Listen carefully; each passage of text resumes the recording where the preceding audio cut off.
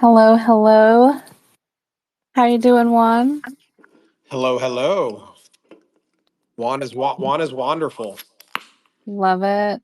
We are live on Vivor, and welcome everyone who is listening on Spotify, YouTube, Amazon Music, Apple Podcast, Castbox, Audible, here on X Spaces, Pocket Cast, and iHeartRadio. So Madness. yeah. No, you went to work last week, Kara. All those tweets I got about everywhere that you put us. That was pretty dope, and I appreciate you putting in the work, the proof of work to get us out there. That was super cool to see everywhere that you posted these episodes. So that was all Kara, unprompted, just doing her thing, trying to spread the word. I onboard people in IRL in real life. She puts out the word online. That was Yeah, awesome. and it's going to be a lot easier now, actually. So, putting this out for everyone is actually going to be a lot easier than it was before. So, this is going to be great. And it's great to have a new audience, a wider audience. So, hello and welcome. We do tend to talk about Caspa a lot, but we are called Blockchain Banter. So, we do talk about sometimes other protocols or currencies in the blockchain. We do talk about Caspa a lot, but we do sometimes talk about other things such as Bitcoin or Solana or whatever may come up. So just kind of keep that in mind. Juan, how are you doing this week? Yeah, life. We like to bring up life too. No, it's been great. It's been a great week. I think I shared last week that I I I'm back in this co-working office space that I haven't had to work for 2.5 years. I've been deep into this rabbit hole of what is money, discovering Bitcoin and Kaspa. And I'm back in this office space, this energy where I created like my last business. And I've been high energy, Kara, high energy most of the Yeah. day. I onboarded the first person that I met here. So they have some Caspa.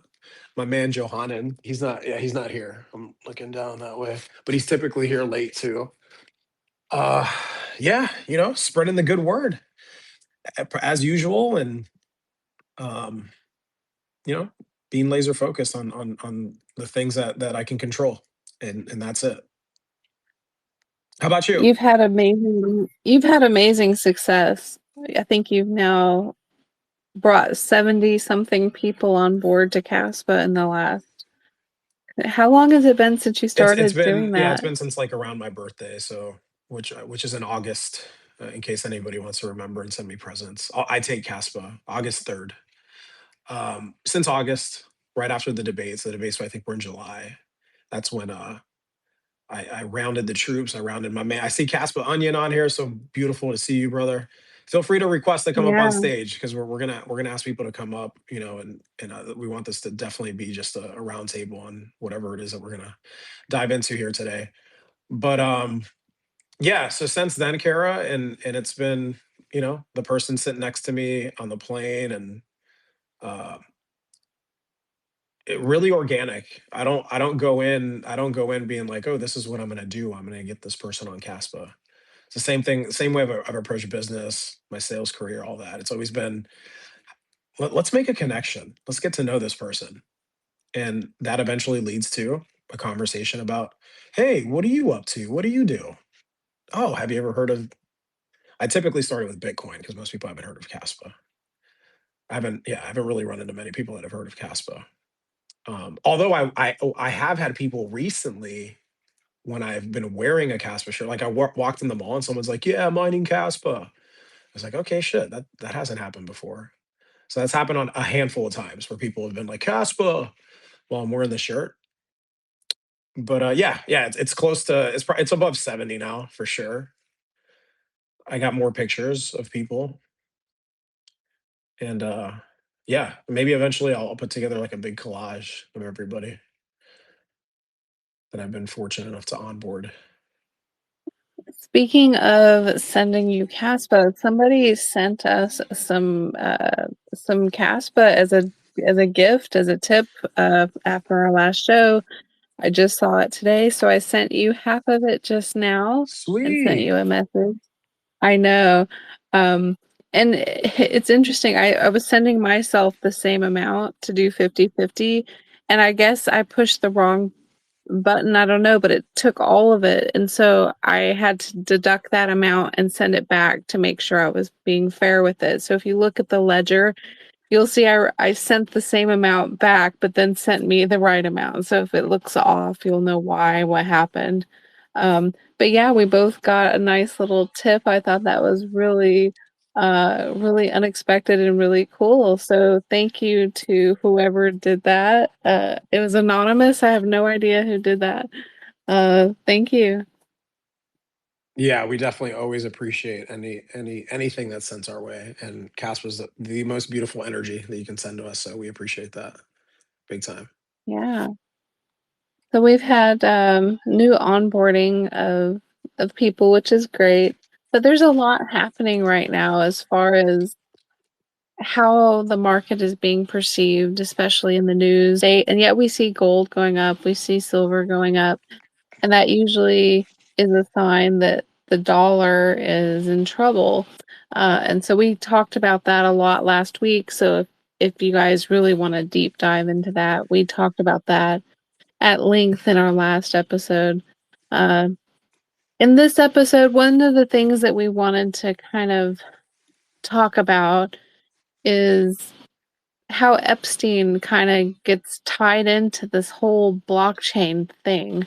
And so we're going to open up the floor to anyone who may want to speak on this. So if you want to request to speak, please go ahead. This is not a closed discussion. We are very open to hearing perspectives and thoughts on this. Juan, I think you and I were talking about this a little bit earlier about the Bitcoin Foundation when it went bankrupt. Mhm. Do you mind kind of telling us a little bit about this? Yeah, and I do think it's important before we dive into any of this stuff that obviously with all that came out, this is all, you know, take everything with a grain of salt, do your own research. We're not saying like, hey, this is actual and factual. We can only take the information for what it is and what we see and interpret it based off of, what we think. So as I dove into the story, I mean, for me, studying all of this and money and the system and all that has been a big part of how I spent most of my time over the past couple of years. And it fascinates me, the story, right? Like from the inception of when Bitcoin launched and why it launched and the financial crisis and all that. But you realize that there's so many layers to this, and it goes back so far. So yeah, specifically on that, the Bitcoin Foundation, for example, I didn't know this, but I and again I heard this through an interview. So if we're wrong about this, definitely check me and let me know. But I saw that it went bankrupt like in the I want to say around 2014 or so, and that's when the foundation went to, I believe, MIT, and essentially where the link to Epstein started, right? Where the core developers kind of ran out of money, um, and then the Bitcoin Foundation kind of came about, right? And that was around the same time of Mt. Gox, which almost sank Bitcoin, right, when it was hacked. And then right after that, I think was the everything with what's Silk Road and Ross Ulbricht and all that. So I think that's about the time when like the link started, right? And we've seen some emails go back and forth and all through, crypto Twitter asking specifically Adam back because he's named in the emails, and Jeffrey Epstein said, that he liked him, and um I don't think he took money directly from him, but maybe through a third party that maybe he represented. But yeah, there's a lot there, and that obviously creates this energy within the entire crypto industry, right? And there's even people talking about, which I don't believe this, but people are like, oh, is Satoshi Epstein?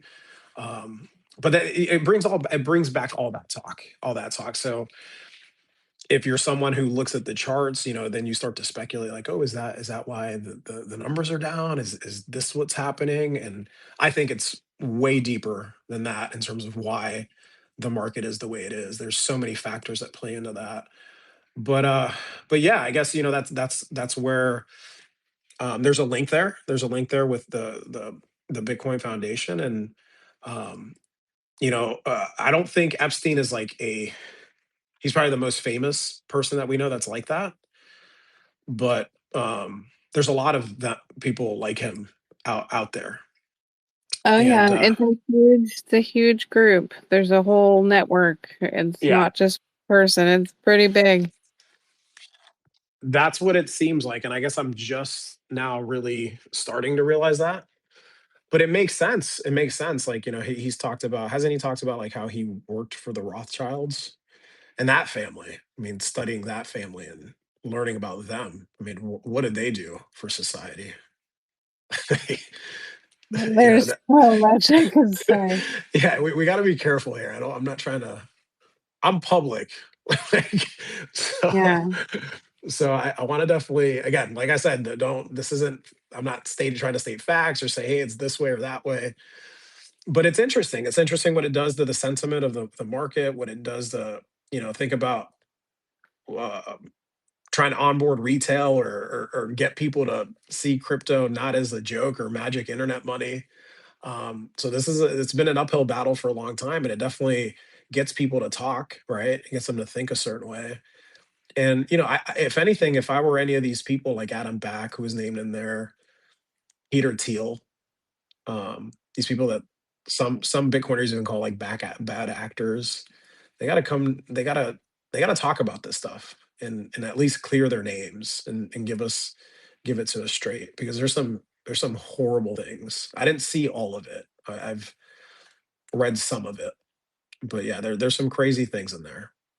So there's a few directions we could go with this, right? So one of them is the fact that Bitcoin uses archival nodes, which can archive anything, which is already that could go down a dark path, right?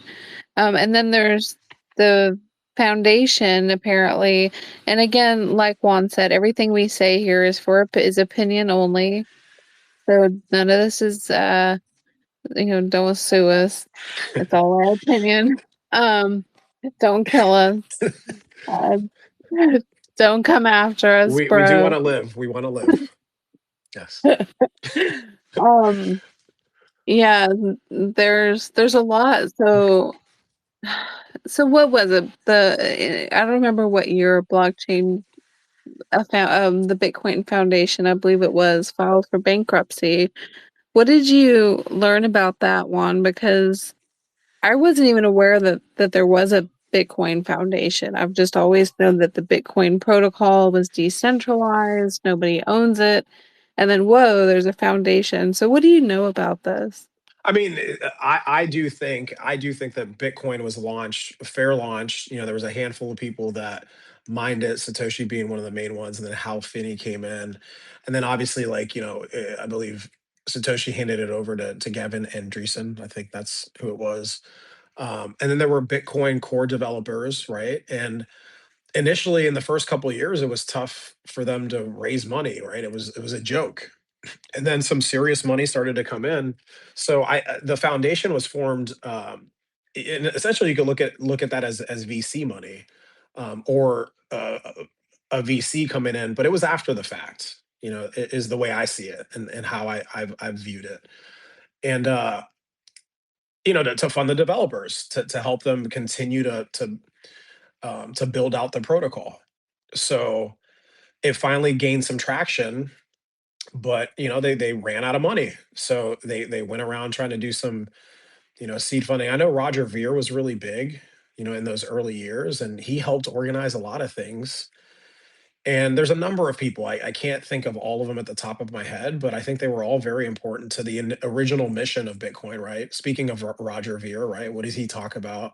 I posted a little tweet on what Bitcoin was when he was in it, and it wasn't about getting in bed with the government, and it was about replacing the dollar, not the shit that fucking excuse my language, that sailor talks about with with like, oh, the dollar is going to be around. Like, no, the dollar is the problem. That's that is it is inflating away our working energy, and it is the issue. It's been the issue. The system has been an issue for 300 plus years. This debt based system is extracting, and people don't understand what it is. You have to go. You have to have some time to dive deep into it, and it is an issue. But Roger Ver saw that earlier, and he's somebody talks about his Austrian economics principles. Somebody I really respect, and unfortunately, he's in a shitty situation right now because they came after him for tax evasion. He's not even an American citizen. He denounces American citizenship in 2014. But the government knows he has a lot of Bitcoin, and he was one of the early people, and he speaks out against all the crap that they do. So yeah, there was the foundation is so essentially the foundation is it, it was a bunch of early investors that I guess organized and raised funds to help fund the developers. That's how I understand it. So that was so they went to MIT, and there's a lot of connections from there. I couldn't tell you off the top like where that led to, but I know that that's from what I've seen and what I've read. That's essentially where they started talking to and coordinating with Epstein. So like that's when he All shows right. up. So I have an article I can read from so we can quote where we're getting this information. So the Bitcoin Foundation was founded in 2012. The bankruptcy was 2015. And Epstein, according to dlnews.com, donated a total of $850,000 to the MIT between 2002 and 2017, with $525,000 specifically allocated to the MIT Media Lab's digital currency initiative.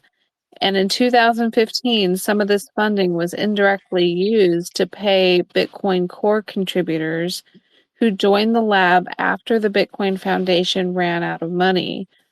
Epstein was in frequent contact with Joichi Ito, a Japanese entrepreneur who directed the MIT Media Lab between 2011 and 2019, and the pair's contributions helped position MIT as a central hub for Bitcoin protocol work. So this is from DL News. So I just kind of wanted to share that as well so that we can have an idea of the amount of money. And there's a link here just showing that basically Epstein paid money to MIT that the Bitcoin Core was able to use for the funding of the Bitcoin Foundation when they went bankrupt. That's just something that's kind of creepy, to be honest. Yeah, yeah, and it's to me, it's obviously the what Epstein represents, and knowing that at that time, he'd already been a convicted. I don't even like to say it, but we all know, and it's just like if you know that, and there's links to people talking to him. Um, and to me that creates that creates an energy around what where that money came from, obviously what it was for, and what it was doing, right? So And there's a ledger, and right with everything being archived, if there was money exchanged for those nefarious things, it would be in the ledger, yeah, right? and here's the thing too, like maybe you guys or some, I invited Onion up to the panel too, so feel free to chime in, brother, on anything that you know.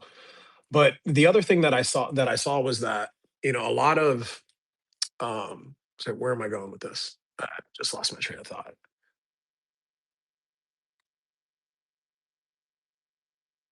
We're going with the ledger and how these things could be Okay, yeah, there we found. go, there we go. Yeah, so here's okay. Thank you for bringing it back for me. So the ledger, it was initially thought, so or in the early days of Bitcoin, Bitcoiners didn't think that you could trace any of that back, right? The Silk Road incident, which I want to say was in 2013 or 2014. So when Ross Ulbricht, when all that happened with him, that's when people realized like, oh shit, you can trace all the transactions. Because initially, Silk Road was you could sell. all sorts of illegal drugs and do crazy shit on there. And that's when they found out that, oh no, it is, there is a ledger in it and you can trace everything back, right? Have any of you guys heard of that? Like initially, they didn't think any of that was traceable, and it obviously is, right? All of it is.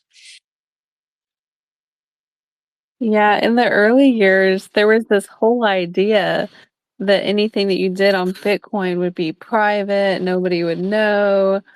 That was sort of the narrative back when Bitcoin first came out. I remember people saying that you could do anything, you could sell drugs and nobody would know it. You could buy something illegal and nobody would know. And of course, we know that there's a ledger. We know that there's archival notes. It's not exactly the narrative. And so these things can be looked up.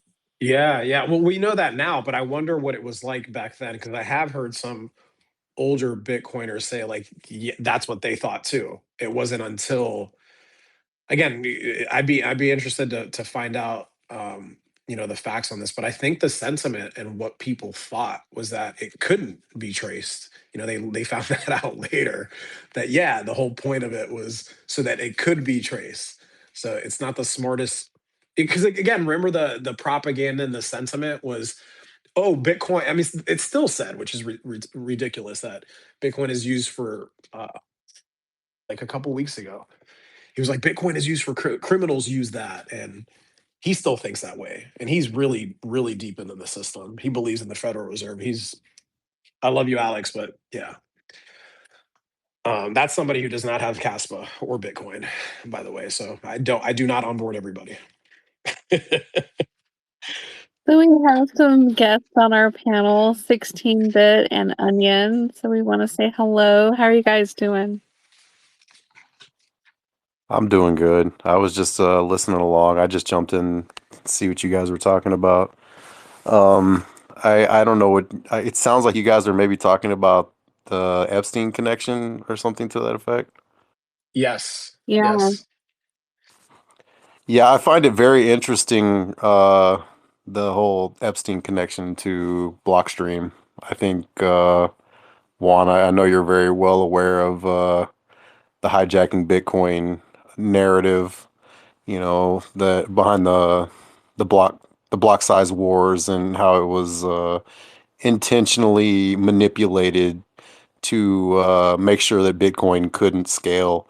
And I find it very interesting that all of a sudden Epstein's name pops up in relation to Blockstream. I think that's, I don't know, very It makes a lot of it behind makes the a lot of curtain. Yeah, sense. It makes a for lot of sense, sure. right? Yeah, if you guys haven't had a chance, I know 16-bit and I went back because we both read the book. I've read it a couple times, and yeah, yeah, 16-bit. You bringing that up, it does. One of the things that are talked about it in there is that literally from the time frame of 2014 to 2017 is when a lot of the messaging on the forums started to change, and there was a lot of talk about, oh, we got to keep it immutable, and it's perfect, and the small blocks is the way to go. And they also tried to make technical arguments behind that, so it makes you wonder about, because here's another link from what happened with, or from what I've read of all the information that's come out. But the Tether founder, Brock Pierce, he's deep in this. There's messages of him going back and forth with Epstein and getting funding, and him. I remember reading an email. And don't, I'm paraphrasing, but it's like, hey, these other guys, they're willing to go to jail because they see Bitcoin for what it's supposed to be, but I'm not. Like, what can we work out here? But it was something like that. That's kind of how I read the email. Um, so yeah, brother, the reading Hijacking Bitcoin opened my eyes to so much because it all made sense. A lot of it was cited, and you can go back. It ties into so much of what happened during the block size wars and what the messaging was. And we know now that, from a technical standpoint, not all of it is true, right? Like, it was, this just makes sense. It makes sense that okay, that they essentially took money, changed the narrative, changed the messaging, and then okay, yeah, they got the majority of people to agree that the small blocks was the way to go. That's the way I see it, from for obviously from my perspective and all that I've researched, I'd be interested if there's another view of that, and to let me know if I'm wrong, or I'm curious, right? Because I'm not up here trying to talk like, hey, I know and this is what it is. I'm still learning about everything. There's so much here, right? There's how many pages of emails was it that was released? It was a ridiculous amount. Like there's so much information that's out now. Millions, Yeah, millions of pages. Yeah, And it's can I just millions, man. ask, I've been digging for days. This is kind of a subject same. I'm interested in. Me too. Me too. Yeah, because again, reading hijacking Bitcoin, it brings out a lot to light. And then, I personally just went to some of these people's X profiles and started asking questions. And when you ask questions, you get blocked. And I wasn't like nasty or mean about it. Um, so yeah, I'm with you. This stuff is interesting because it answers a lot of questions, and I don't like taking things for what they tell me on the surface. I like going beneath the surface. Like give me Yeah, give me it's give me kind the of good a shit. yeah, Yeah. it's a view behind the curtain for sure on many different subjects, and I just found it very interesting to see that there was a Blockstream connection because ultimately Bitcoin has very few attack vectors, and the core devs would be, one of the main attack vectors that anybody looking to manipulate Bitcoin, that would be the first place to go. So yeah, it's I don't know, it's just very interesting to me. I want to share some news on this. I have so on finance.yahoo.com, it's saying that Luke Dasher, a longtime Bitcoin developer and early contributor to Blockstream, has called on Blockstream co-founder and CEO Adam Back to resign from his positions after these files came out about Epstein and his connection to crypto. And also, if we go to Bloomberg, it shows that Epstein made an early investment to Coinbase and invested in 2014 $3 million through a U.S. Virgin Islands based entity called IGO Company LLC. This came out from the emails, and this deal was brokered on his behalf by Brock Pierce, who is managing partner at venture fund Blockchain Capital. And Brad Stevens, co founder of the fund, was also involved in the transaction. And Coinbase co-founder Fred Irsum appears to have been aware of Epstein's involvement in the deal. This is coming from Bloomberg. So if anyone wants to dive deep into that, there are articles about this. We're not just making this up. We're getting this from what's going on in the news. I just wanted to bring that up real quick. Yeah, Go that ahead, you almost guys. sounds like damage control, like Adam Back is being the scapegoat for it all. Because if you read into what is actually said, it's a number of it's I believe it's like 4 or 5 different developers that were named specifically. So to try to just say it was Adam Back and he needs to resign, it sounds like a scapegoat route to me. And from what I've seen from Luke Dasher, I mean, I'll talk about him because I don't like the way he talks about shit. But anyways, that seems like something he would do to try to exactly damage control and just to save his ass. He's been a developer since like 2011. I wouldn't be surprised if he was. I mean, he's the knots guy though, right? Like he's about knots, and I think he's been trying to go against Adam Back and Bitcoin Core. But yeah, it makes you question all the layer two stuff. Like to me, that's what it does. It's just Bitcoin at its foundation was beautiful. Is I think when you do, I personally holding Bitcoin on the base layer, and we got Onion up here. He could talk about a lot of the issues that they're going to face, moving forward. But that's what it was about, right? And it's just like the scaling and layers, and that's what I also see here too. Like having companies like Blockstream change a narrative and then make it about the small blocks and keeping it that way because that directly benefits what Blockstream is building. That directly benefits all the layer twos. So that's Yeah, it's like another that area old that I go to. you set the fire and then you save everybody from the fire Exactly. and then you're the hero. That's exactly how I see Blockstream and all these L2s. Is they ultimately created the problem during the block size wars limiting Bitcoin, and now they're producing what they're, you know, saying is the solution. It's just it doesn't jive with me. You're going to create the problem and create the solution. It's just very suspicious to me. I'm kind of with Carr. I wear a tinfoil hat a little bit too much, but Now we love your guys' tinfoil hats because it gets people like me. I don't wear one. I'm like, give me it all, and sometimes it's a lot. It's too much. And no, I love that you guys wear your tinfoil hats. My tinfoil hat is copper, bro. It protects you I more. guess I might have to upgrade.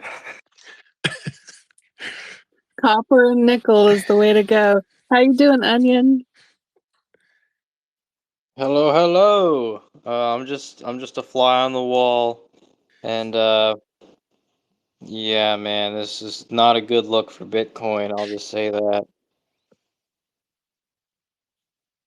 I love you being a fly on the wall. I used that the other day, and Kara called me out for it when you weren't here. Uh-oh. I was like, "Yeah, Miss Onion, I'm just being a fly on the wall." I don't know where I said it, but I said it. I said it in your honor. Oh, thank you. That means a lot. Yeah. Yay, thank you.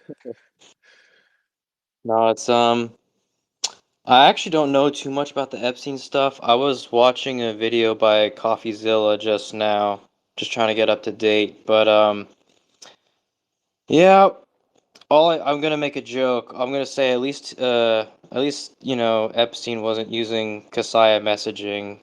That then we wouldn't have gotten all the leaks. So at least he was using a centralized service like Yeah, Gmail. it's actually very easy to find if you anybody that's actually interested in reading the source material. You can go to justice.gov/Epstein, and they have a library that you can actually search. So if you just type in specific search terms like Bitcoin or there's actually stuff related to Ripple and XRP, and like Kara said, there's some Coinbase stuff, and you can just search stuff, and it'll bring up all the documents that have these key search terms and read it for yourself.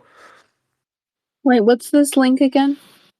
It's justice.gov/Epstein. And it brings up, Okay. I think they call it the Epstein Library or something like that. And you can literally just search key search terms and it'll bring up any documents related.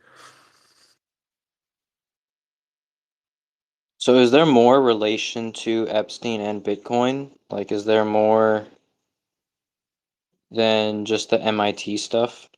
And As far as I've seen, I only really read some of it. But yeah, there was an MIT connection where he was giving money, and then there was also some sort of seed money he was giving to Blockstream. I think it was in 2014.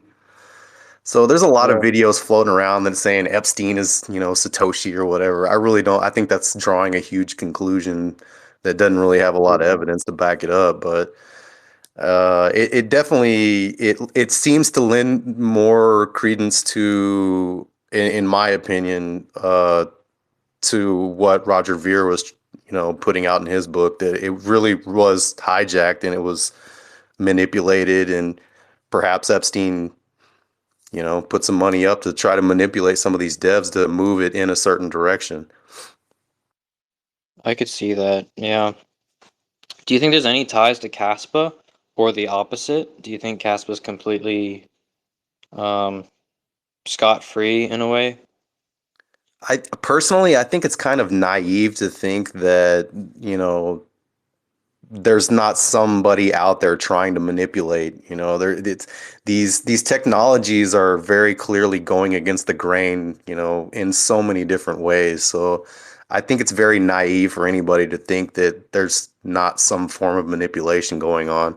you know I didn't see anything I actually didn't search, Sampolinsky or any of these other names yet, but like I said, there's a library there that you can search, and there's literally millions of documents that you can search through. So yeah, maybe somebody will dig something out. I don't know. And by the way, I think that's an interesting way to look at this, right? It's like, okay, um, because to me, it's Bitcoin at its foundation, at its base layer, has nothing to do with Epstein or any of that stuff. Like, I think it's a joke that people think that's who Satoshi is. I do believe that, hey, had Satoshi, and again, this is my personal opinion, but had Satoshi stuck around, 99.9% of these cryptos don't exist. maybe Bitcoin in nominal terms is fucking at $1 million already. Roger Ver shares this. I really got this view listening to Roger Ver and really looking into all of his stuff. Like I've gone deep into a lot of Roger Ver's interviews, and I really respect the guy. And I reached out, I tried to reach out. I know that we had another guy in the community reach out, and he wrote back and he said he'd be keeping his eye out on Caspa. But Roger Ver funded a lot of these other companies too. Like he was an early Bitcoiner, and he came into this. They called him the Bitcoin Jesus, right? Like he was onboarding people. So I guess I relate to him because that's how I view Caspa. And it was cool to find out who he was after I, started onboarding all these people.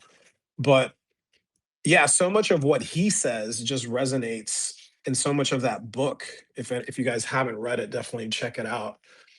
So much of that is just confirmed. Is confirmed with all this stuff that's coming out because the timelines line up in terms of all that happened. So I say all that to say with Bitcoin, like think of what the protocol is and what it's supposed to do. You can go into what you think the story is, like look at what it is at the base layer. And to me, I'll just share what I think about this. Like, let's. What if wallet number one? I had this question posed to me. What if wallet number one was like another Epstein?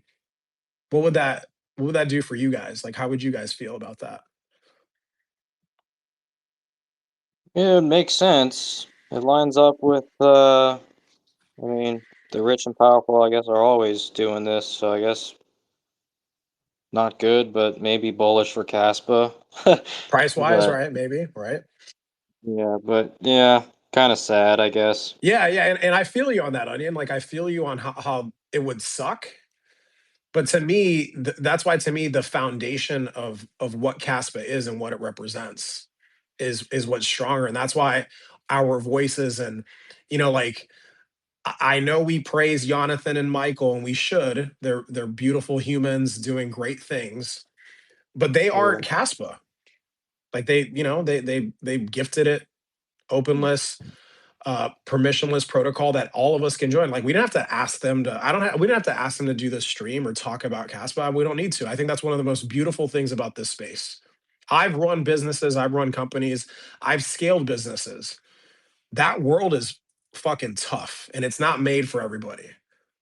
This is something where in a centralized type of business, you have to build from the top down. So like fortunately I happen to have good guidance throughout most of my life, and I built solid businesses and like made great relationships and good people, and I made a lot of people money. I made myself a lot of money.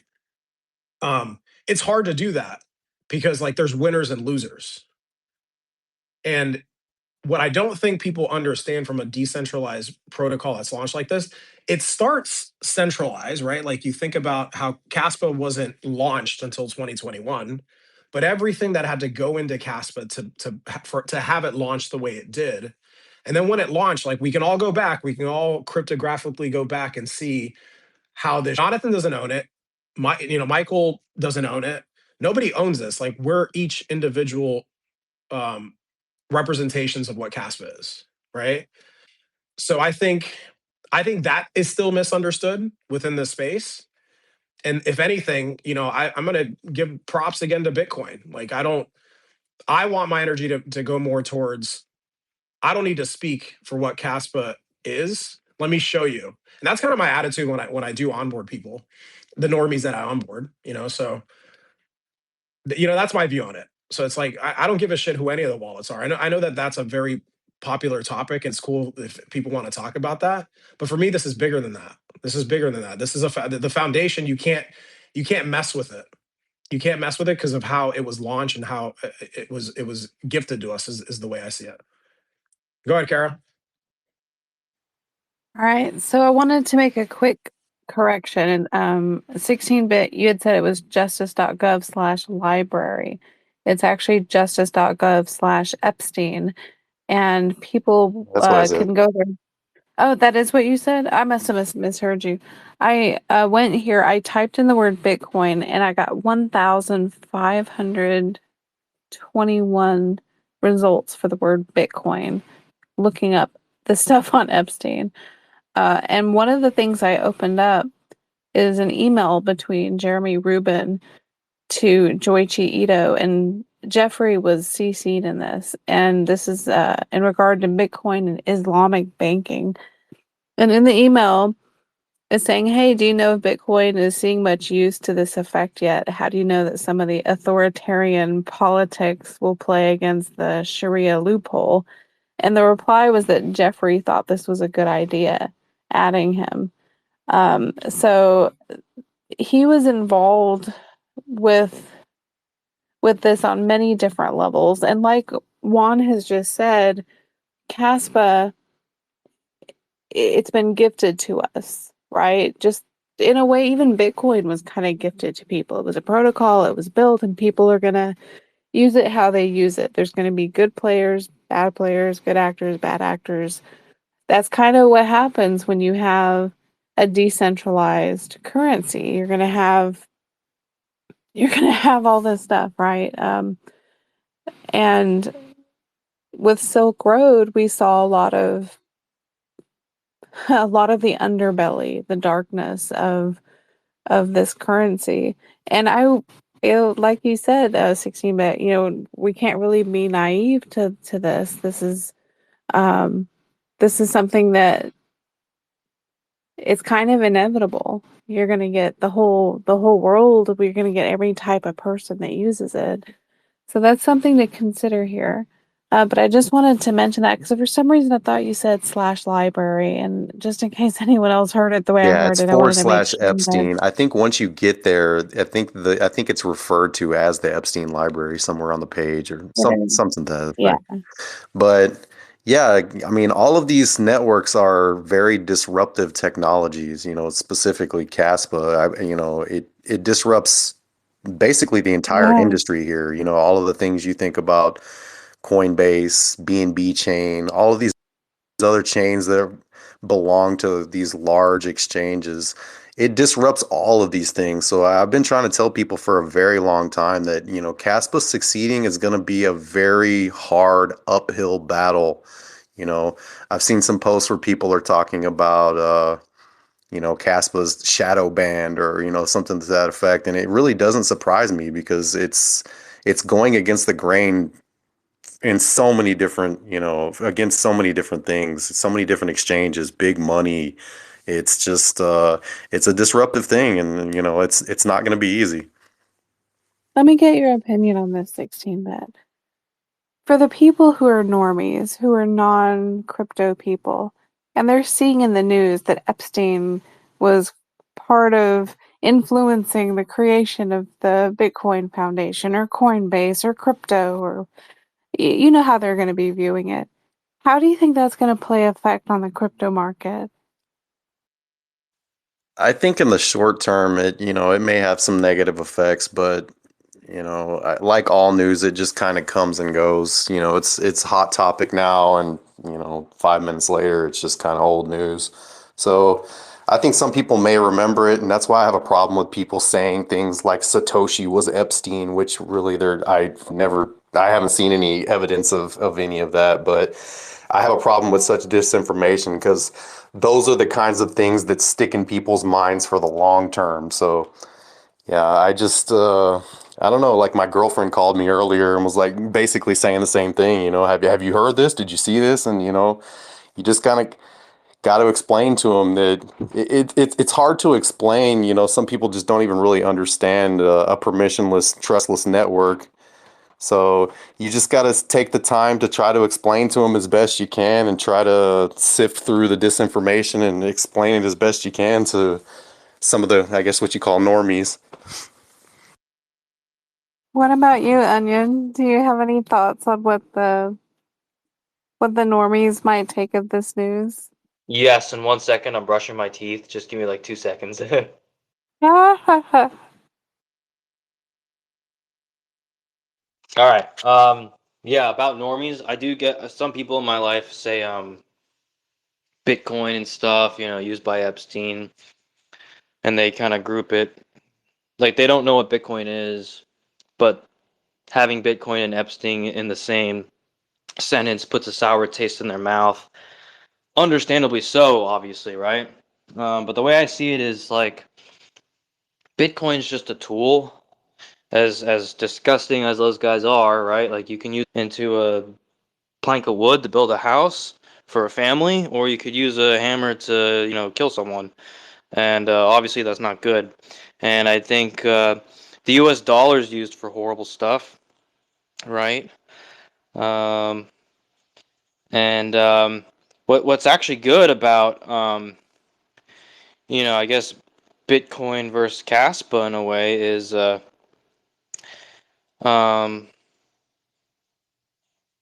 I don't know, Caspa, you at least have more freedom with your node, whereas Bitcoin, you're kind of forced to, who knows what, it's really bad to relay a transaction that you already don't know what it is, and it could have been theoretically one of Epstein's transaction. There's probably someone in the year 2014 who may have relayed an Epstein transaction, and they didn't know it, right?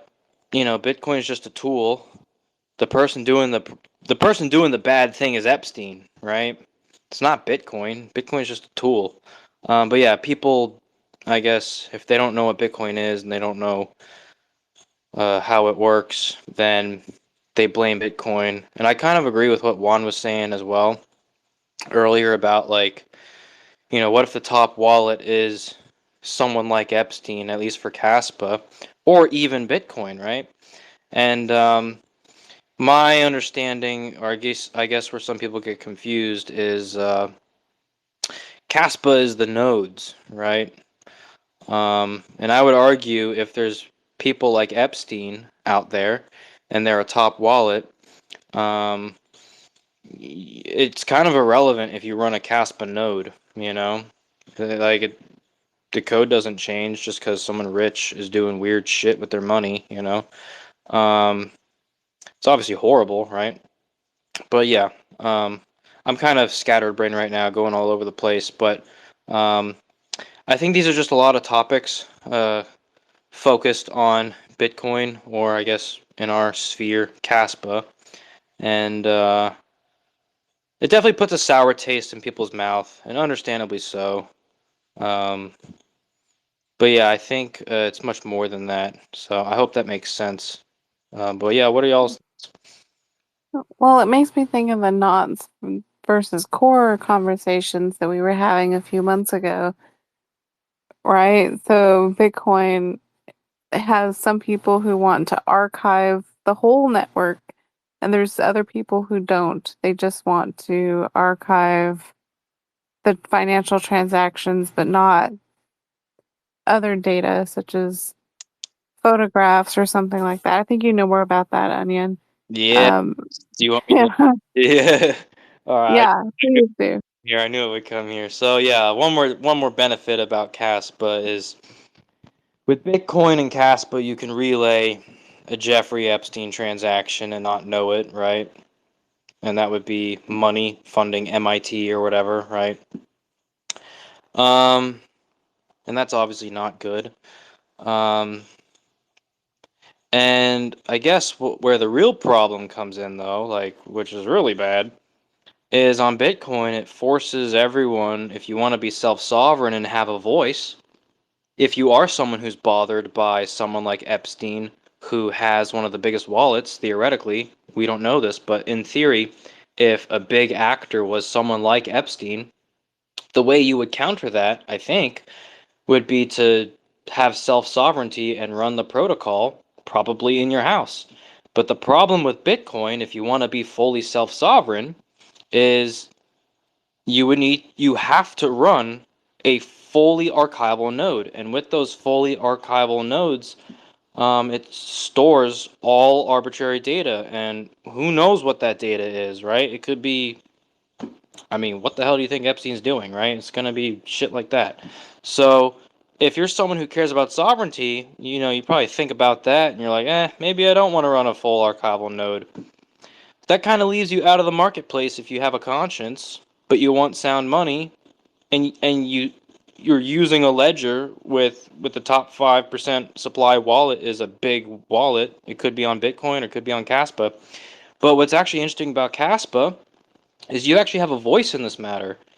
You can run node and be fully self-sovereign because the network can be rebuilt off of pruned nodes, and there's no arbitrary extra data that you even need.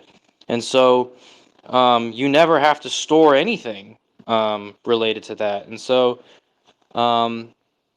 I guess what I'm trying to articulate here is if you're someone who's worried about the biggest wallet being someone sketchy, then you can fight that by running and being fully self-sovereign by running a node. But on Bitcoin, you're forced to have content that's questionable, whereas on Caspa, it's literally designed to be the minimum viable product and be fully functioning and self-sovereign, so you can have a voice and run the code, assuming you're mining as well. And yeah, I just think that Kaspa is like more Epstein proof than Bitcoin regarding if you run a node. That's my analysis after brushing my teeth. Sparkly clean. Yes. Yeah, I appreciate that analysis, man. Yeah, no, I think you hit the nail on the head. Um, so what has happened? I think we're what these files and what's going on reveals a lot of these issues that have been solved for with Caspa. So we obviously were opening this up and talking about all this stuff and what it brings to light. But I see so many of the issues being solved with this protocol. Like this protocol, literally, like think about if the culture at Bitcoin was actually about evolving. Like I saw a tweet earlier from a Bitcoiner about like don't go against Bitcoin and build on top of it.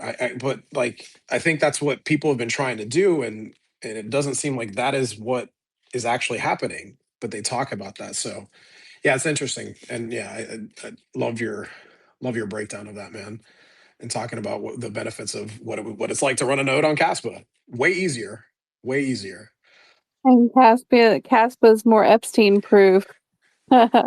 It is. That was a great line right there. We should tweet that around. Caspa's at Epstein proof. Yeah. So we've got Sampo No, and this is a Daxon. moment for me. Not to cut you off, but like my first spaces, I haven't not seen Nakasumpo in a long time. So awesome to have you up here, brother. I'm sorry, Kara. I'm just you know me, my energy. You sometimes have to leave and can't take it. But we got Onion and Nakasumpo up here, and they were the first two dudes that they were on the Caspa Bitcoin debates, and I was like, we got to do a spaces. I've never done one. I'm scared shitless to do one, and we got them on Beneath the Surface for the first time together. So I just had to shout that out. Real Um, quick, I actually feel the same when I saw his little highlighted K as well. I was like, I was excited. Yeah. yeah. I've been around, man. I've been lurking. Maybe not as active lately, but I'm here for sure. Great to see you, my man. Great to Yeah, see you. likewise. Absolutely. Good to see So you. Nakasampa, what are your thoughts on Caspa being Epstein proof, like Onion put it? Um, I mean, I generally try to stay, somewhat far removed from those kinds of topics. I don't know. It all seems kind of greasy to me, the Epstein situation, and I think that is an interesting point in terms of Caspa having prune nodes and the fact that you don't have to store the entire ledger. So I haven't heard that angle before, so I thought that was really interesting. But my mind goes to, okay, well, and of course, all of this is anecdotal unless someone does a legitimate deep dive through everything in terms of how Epstein relates to Bitcoin. But if it is indeed true that Epstein had some initial involvement in the scaling of Bitcoin, a la 2015 Bitcoin scaling conferences, if you will, then Caspa almost represents the antithesis of those initial movements to stifle the scaling of Bitcoin, right? You had someone like Jonathan Sampolinsky going up on stage with Adam back in the crowd, and he's trying to present these forward ideas to solve the problem of scaling, right? But if there was this force, say it's Jeffrey Epstein, that's like, hey, maybe we should do this Blockstream. Let me give you some money, Adam back. And we can do it this way instead of this other guy's way who's up there. I think that kind of lends further credence to Caspa being a force, if someone, and this is all conjecture, of course, right? But if that is indeed true, that there were those nefarious forces at play that were trying to guide Bitcoin's, early development from a scaling standpoint, well, Caspa kind of stands out as a knight in shining armor there, if you will, right? It was so novel and maybe so represented so much interference to someone nefarious like that they were like, oh shit, maybe we should put some money towards Blockstream. That's just kind of where my initial thoughts go, but I don't really have like, I don't know, too much of a take on the whole thing. And I guess to the point of like people saying, and because there's been so much shit online about pedo coin or buy the children coin or whatever.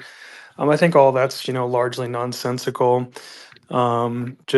I mean, by that same logic, then anyone who owns the United States dollar or who has ever purchased anything with the United States dollar will surely would want to get rid of that, exchange it for something else.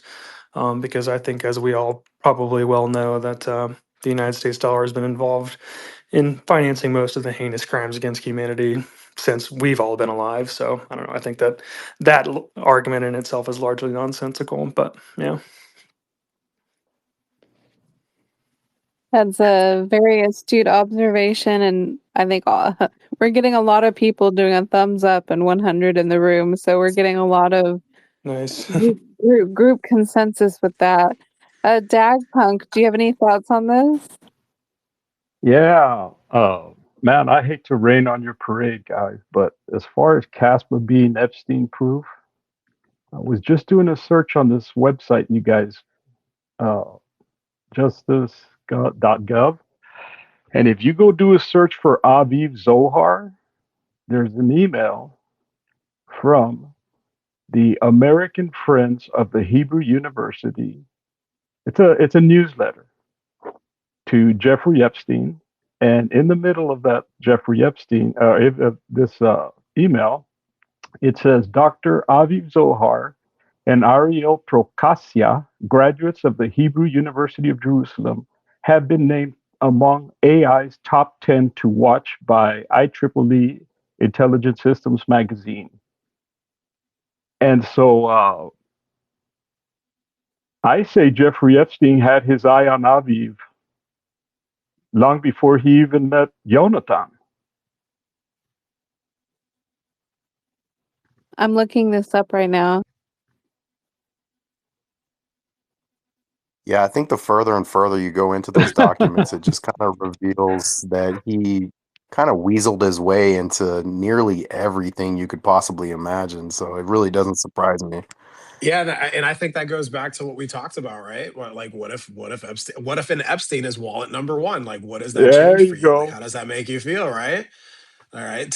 For me, I just, again, speaking for myself, what is the foundation of what this is? Like, Aviv Zohar is not Caspa, and I think relaying that message and having that understood further is super important, right?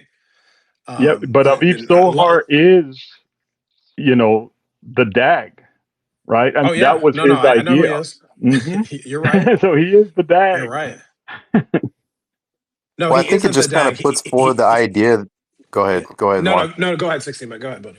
Go ahead. I was just gonna say that I think it kind of puts forward the idea that we all really need to get involved. All the divs, all just any ask or like any form of involvement that you can have in Caspa. Everybody needs to get involved because similar to Bitcoin, it has very few attack vectors. It is a trustless, permissionless network, so really the only way you can attack it is through hash rate, gaining control of majority share of the nodes, or on a human level, there perhaps, the core dev team.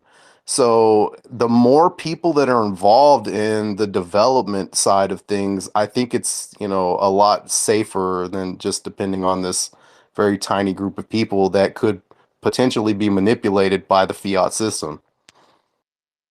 Hey y'all, I just have a quick question. I actually do not know who Aviv Zohar is. Does anyone know his ties to Kaspa and Jonathan? Is he part of DAG Labs or something?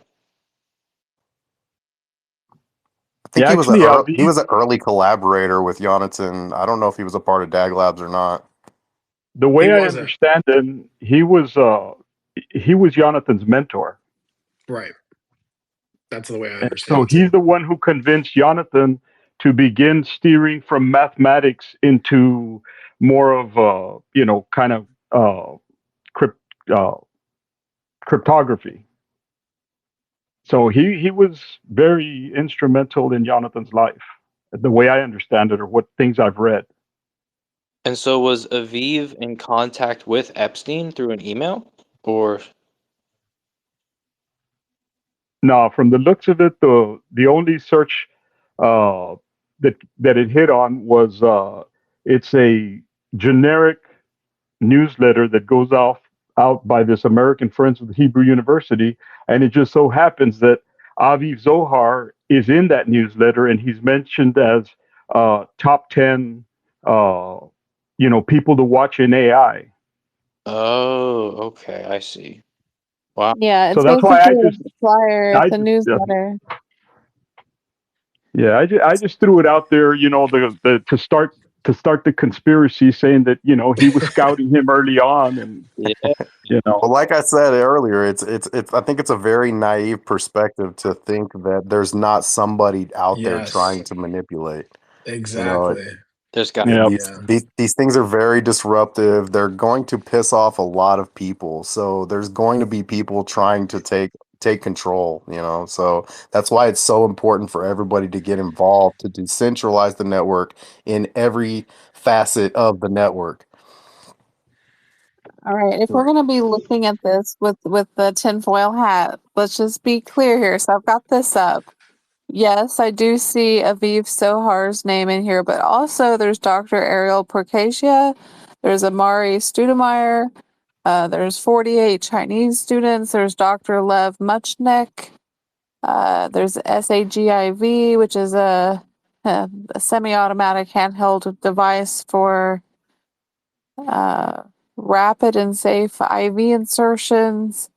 There's talk about 3D tomography. There's Dr. Yakov Namias. I hope I'm saying that right. Professor Chamberlain. There's a lot of names thrown in here. So yes, Aviv is one, but this is a newsletter. This is not an email correspondence, but you're right. If there is going to be a tinfoil hat moment, it would be this recognition of saying, hey, here's one to watch. And he's one of the people mentioned in this. So, yeah, that is a find. This was sent Tuesday, August 13th, 2013. It wasn't that the same year that because Onion mentioned that he didn't know who Aviv was, and maybe Odie, I think is Odie would probably know this, but isn't when Jonathan presented in 2013? I think did Jonathan do that by himself, or was Aviv involved then? Was his PhD advisor. Yeah. Okay. About Okay. 2015 is when he presented on like to the general Bitcoin community, but um earlier on, I'd say around even like 2011, 2012, that's when Aviv was trying to get other people interested into what he was thinking about, and he came up to that conclusion about the DAG basically immediately after he wrote his first security proof on Bitcoin, and that was 2011 that they did that. There's a really good interview on Spotify. If you type in Jonathan Sompolinsky, I think it's called Epicenter or something like that. But it's just so cool to listen to Aviv Zohar and Jonathan just kind of walk through, what they're up to, and it almost seemed like proof of stake was unknown at that point during their interview, and all the focus was how to it just felt wholesome, and it's a great listen. If we go to Kaspa.org and look at the founder of Jonathan, it actually says in here that Caspa was invented by Jonathan with his PhD advisor, Professor Aviv Sohar. So this is coming from Kaspa.org. It actually mentions Aviv Zohar sort of as a co-founder. So that's something to think about. Aviv approached him initially, and then Jonathan said, it seems too like easy in a way. And then because most of the stuff that mathematicians were doing were theoretical, and then after maybe 3 or 4 months, apparently they came back together. Jonathan came back and was like, oh, this is perhaps the perfect marriage of something practical in mathematics and theoretical at the same time, because most of the exciting stuff for a mathematician is stuff that's only going to be on paper, you know what I mean, or only going to be done on computers and with no real purpose. But that was their reason. His reasoning was it felt like the perfect application of something that was real and a challenge in that way.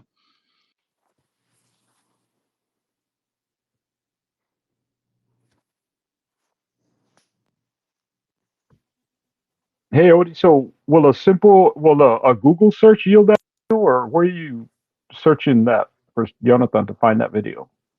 Oh, the video's on Spotify. You just type. Okay. I've listened to it probably 8 times.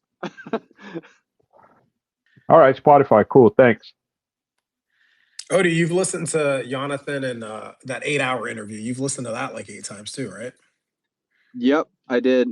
Like I tend to just, if I'm at work, I'll throw an earbud in, and a podcast is usually the way to go. And if I'm excited about something, I don't understand things first listen. I never Same, do. same And here. so I don't try to figure it out. I just, if I'm reading something or I'm listening to something I can't understand, I just go, I'm not going to listen harder. I'm just going to listen more often. No, then in the second, I've listened to that interview 3 times, and yeah, the second, third time, and there's always it's 8 hours. There's so much in there. I don't even understand some of the words. I have to stop it, throw it in AI. So the first time I had to listen to it, it probably took me, yeah, an entire day. I probably didn't do anything that day besides yoga in the morning. So I'm the same, bro. I have to listen to things Yeah, I see multiple something times. from 2017 called "Of Spectre and Ghosts: Radical Ideas to Scale Blockchain Tech." Is that what you're talking about, Odie? I think it's Epicenter, but that sounds like similar Yes, for yes, I sure. see it. Epicenter. Okay. Learn about crypto and blockchain. It's called Aviv Zohar and Jonathan Sampolinsky. Up of Scale Blockchain Tech. Yeah. It's truly kind Can you of link that in the it. comments? Link all this stuff in the comments Yeah, if yeah, I'll you throw guys it in the wouldn't mind. comments. Appreciate it. Yeah, so Spectre was in between Ghost and Phantom, but Sompolinsky and Zohar were on all three of those publications. Ghost, then Spectre, then Phantom, which ultimately led to Phantom Ghost Ag later on down the road. But Yeah, I think Let's assume the worst. Let's assume the worst. Let's play a game here, a conspiracy game, right? So let's assume that Epstein had his eye on Aviv, right? And let's assume, of course, none of this may be true, but let's assume that Epstein put his money behind Aviv and behind Jonathan and behind Dag Labs and behind Caspa, which we have no proof for whatsoever. Even if that was the case, like 16-bit had said, if you're going to discount a currency based on who put money into it or who is behind it or how they spent it, you have to look at the US dollar. You have to look at everyone who spent gold. If you had any human trafficker that spent gold, does that mean that no one can use gold? If you have the euros and you did something, you bought drugs with it, does that mean that no one can now use euros because someone did something bad with it? Even if you had terrible people putting their money into Caspa, it doesn't make Caspa any less valuable. It just means there's some fucking asshole pricks who had their access to it as well. I Um, completely agree. yeah. It's gross, it's disgusting to think about, but again, there's no proof of it. But even if it were true, even if we assume the worst, it doesn't devalue the money. It's just, we see trillions of dollars of American dollars in a corrupt system that's being spent on fraud and drugs and everything else. But we still spend US dollars at Walmart. We still buy our milk or whatever with it.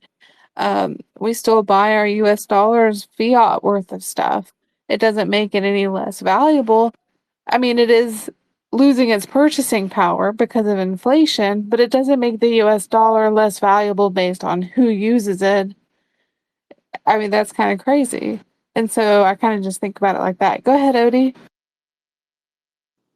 Yeah, I'm gonna tag off of that. I feel like Bitcoiners laid this argument out perfectly. I've seen a couple of Bitcoiners in there.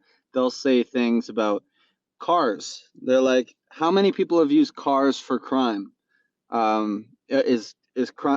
cars illegal because it can be used for so many crimes? I was literally going to say this. Yeah. Yeah, basically all the crimes can be done with cars, which are, physical crimes, and they tend to be done in such a manner. And another thing is the internet in general. Has Epstein used the internet? Are we going to stop the internet? And these are very neutral protocols, and everyone would argue that obviously Caspa is extremely neutral as well. And I don't even think it doesn't even matter to me if he's anywhere close to it. And to be a little contrarian, I'll say there's way worse boogie monsters to be worried about using this type of blockchain than somebody like him, to be honest, because from the things that I've heard of the extent of his crimes, I've seen and heard of a lot more terrible things. And right now, for me at least, I'm seeing him as being a little bit of one of those look over here type of situations. Even though we fought so hard to get him into the limelight, and I just feel like there's a much darker underbelly, and I don't know if this is where we're gonna uncover it, if that makes any sense. But maybe we're getting closer to uncovering it here. But I just get that feeling that he also, it's like and him too, being somebody who's being used as, the look at this hand while this hand does that type of thing. That's the feeling I'm getting. Why do you think this is suddenly in the news? That obviously all of this happened 2014, 2013, these interactions with Epstein. Sure, we just had all these releases of these emails, but don't you think that we would have heard something a long time ago? I feel like there's a whole nother reason for this happening. Do you think there's a bigger reason to manipulate the market by this hitting the news right now? Manipulating the attention market. I think from what I'm not gonna say too much by judging by the things I've heard him say. That's not a very good way of going about it, but he does. I watched like a 2-hour interview of him, and he does seem like somebody who is so interested in things and ideas, and like he has obviously gone down the path of like 14, 15, 16, 17-year-old girls, and this being a borderline, it's a kind of a rich person marketplace that they had happening. But from what I've seen, I kind of feel like he was somebody who has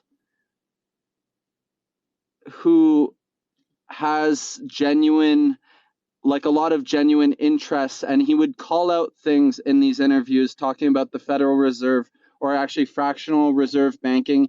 He would talk about his relationships with the Rothschilds and stuff like that. And the way that he would do such things could be a big ploy. But what I was and I've seen like the books he would read and stuff, and the things he likes to talk about the nature of reality and the nature of the soul and things. And I'm not saying he's a good guy or anything, but he does seem like a guy who's too busy to have some. He's too busy to be part of that club. If there is a club that's much darker and much more orchestrated, he's either too clever or too busy. And for me, my instinct is telling me he's another one of these situations where it's a distraction and there's something darker hiding even further. He might be a way to get there, but also it might be a lot of a waste of time. I'm not sure. I'm not sure. And like, this might be the most controversial thing I'm gonna say. It's not like I operate by the American, age of consent, but in different countries there's 16 as an age of consent. In Germany, in China, in Austria, it's 14. And I'm not saying that makes it okay in any way, but to make him the worst person in the entire world when he's never gone past that particular age, and it's still a legal age in many developed countries in the world, I think we should all either start attacking the countries that still have that age as a thing, or question ourselves and go, what's really like, what are his crimes that are his, because his crimes are obviously within the realm of having people who are being paid to go, I guess, be with it with these younger women or borderline children and such. But I haven't seen a case that's under that age, and I think there's worse things that are happening. That's all I guess I want to say. And when I say worse, I want to say much worse. And he might be a doorway into it. You know what I mean? And I just get that this. I'm not going to repeat myself too much, but I know it's a very contrarian take, but I feel like the amount of human focus that's going towards him, it feels orchestrated in some funny way.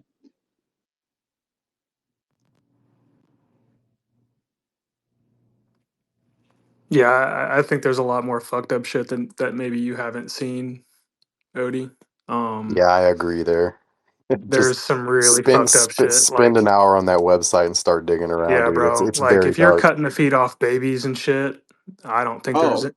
It's Bro, you need very, to very dark. you need to probably look a little bit further before saying stuff like that. I'm not saying that you're a bad Yeah. person I or will anything, but say I like, agree with what dude. he's saying, though. I think he's just kind of a cog in a much larger machine, and Oh, I 100%. do right. I agree. mean, I we're do about to come up agree on the that it's Honestly, midterm more than you elections. know likely. what? If I have not done my proper research, I only did like a bunch of chat GPT things, Well, and I didn't. I was under the impression that like it was in between the ages of 14 and 16, and no. Howard there's no death Lutnick. or I mean, anything. you could. There's emails Okay. with Howard Lutnick being like, I have a, what is it, a 16, a 14, a 10, a 9, and a 7 ready to go on your boat or whatever that is, bro. Like, it's Right. Okay, well, you know what? I retract a lot of that stuff if that's the case. I haven't gone deep enough into it. Maybe, you know what? If this stuff is absolutely true, then he is definitely what a doorway into worse things, and it is the proper it is the proper attention to be taken. I through my own research, I think I fell a little bit short, but if it gets into that different level, which is exactly what you guys are talking about, then you know what? yeah. I Absolute. think any form of sex trafficking automatically puts you in a certain category of fucked, and I don't think there's any any savior for that person Yeah, in it's a that regard. really it's a dark rabbit hole and it goes really Yeah. deep and it's worse than you can ever imagine. And Hmm. I can tell you the stuff that I know, which I'm not going to get into here, it is dark and it's worse than that, which is already, in my opinion, disgusting to have sex with preteens. But Yeah. it's worse than that. I mean, there's coercion and drugs and kidnapping. There's all sorts of things that you can look into with this. So again, opinion, don't sue me, but if you do a deep dive beyond Chat GPT and you look not only at what happened, but look at how the laws changed around the island and who could approach it and who could come within swimming distance of it, and look at the drone footage of the tunnels and everything else and how you could get into it from underground. There's a lot of stuff and it's disgusting. It's bad. It's real bad. Yeah, it's Right. terrible. Well, you But know I what? agree from an engineering standpoint. I feel like there is something to it. I'm I'm From that standpoint, though, I mean, I agree with you there, and I don't think that there's any coincidence that this stuff is dropping, right months now. before the midterm elections. Yeah, there we go. Yeah. I think you hit it right you, there, Nakasampo. Yeah, there, you there, know there has to be like a huge backstory here that we're like, what else is coming? There's going to be more things that come to the limelight, and maybe somebody's trying to get in front of something. Well, Because just it, consider if you were like an enemy of the United States. It's like yeah, how can we stop these people? Well, let's get someone that we know is really fucked up, and let's rope this guy into sports, entertainment, Hollywood, everything, finance, everything. banking, tech. Let's get him into influencers. Let's get him into spiritualists. Let's get him entangled into everything, and then we can let the bottom fall out as Yeah, their fiat's being debased to hell and back. yeah. To me, it just seems like the most obvious, like, hey, if you're going to destroy the United States, it's going to be really difficult. But what you can do is basically show the world how fucked up these people really are. Um, Yeah, I don't know. right. and it's I'm yeah, just gonna finish on one thing because I obviously did not do my due diligence on this story. If because I what I've gathered was, I think, very surface level, and I thought this doesn't seem like the guy. It seems like there's something deeper and darker. But if there's much deeper, darker stuff, then I totally am like, okay, you know what? That's absolutely true. Like this is the place. I just really hope that we don't look in the wrong place and waste our time. But if you guys thank you for filling me in. I'm sorry for coming out being a little bit too brash. I just really hate the look here while something else is happening over here thing. well, and So but that's the intent, Odie. So I mean, I don't blame you for, again, you're giving your opinion. You're somebody we respect. We would love to hear like your take on it. So to defend, the way you looked at them there, I think what that man represented is it's not just who he was, is that there's this network of this shit that we have no idea how that functions, but it shows the very, that, like you said, there's some interviews where he sounds like he goes into some pretty deep topics. He sounds like a decent guy, but then there's this dark shit that we don't want to talk about, all that shit on here. And it just shows both sides of things. And, this guy was right, and connected to that's so many things. And what does I it do? guess It gets us I all guess to talk and yeah. get into the emotion of it and feel and to get us That's distracted. exactly It does do that. That it's getting yeah. us distracted. Yeah. Well, the only thing that I guess I was trying to make it didn't feel like to me like he was part of the the true underworld of, like, when you watch the Freedom movie, what's it called, The Sound of Freedom. There's like that. It didn't look to me like he was necessarily touching on that thing, and that thing is, like, to me, like, there's a order of magnitude to these things and levels to these things, and you know what I mean. And that was kind of my reasoning, but, like, at the same time, it's like anything closer towards, when it comes to sex trafficking, it is a win, obviously. And I just hope that we're looking in the right place always. We can't really look in the right place without putting our lives at risk. And that's the honest to God truth. I mean, I could tell you where to look, but then we'd all be at risk. He is an important person to look at, but he's not the top. He is a middleman. He's also a player. He's a person. He was a coordinator. That's all coming to light. It's in all the news. But this is not just an American scapegoat, so to speak. He is a legitimate person who was involved in this, and there's a photo of him with Prince Andrew, and Prince Andrew's not in America. So we're looking at Europe too. This is not just an American problem. Well, like I was saying, he's a cog in a much larger machine. I think he was the figurehead of this darkness. So I think we just take away from it. We should see how some of these things move behind the scenes, and the fact that they were interested in funding things like Blockstream, I think is a perfect example of something that we should be very aware of as far as our involvement with Casper. With Casper.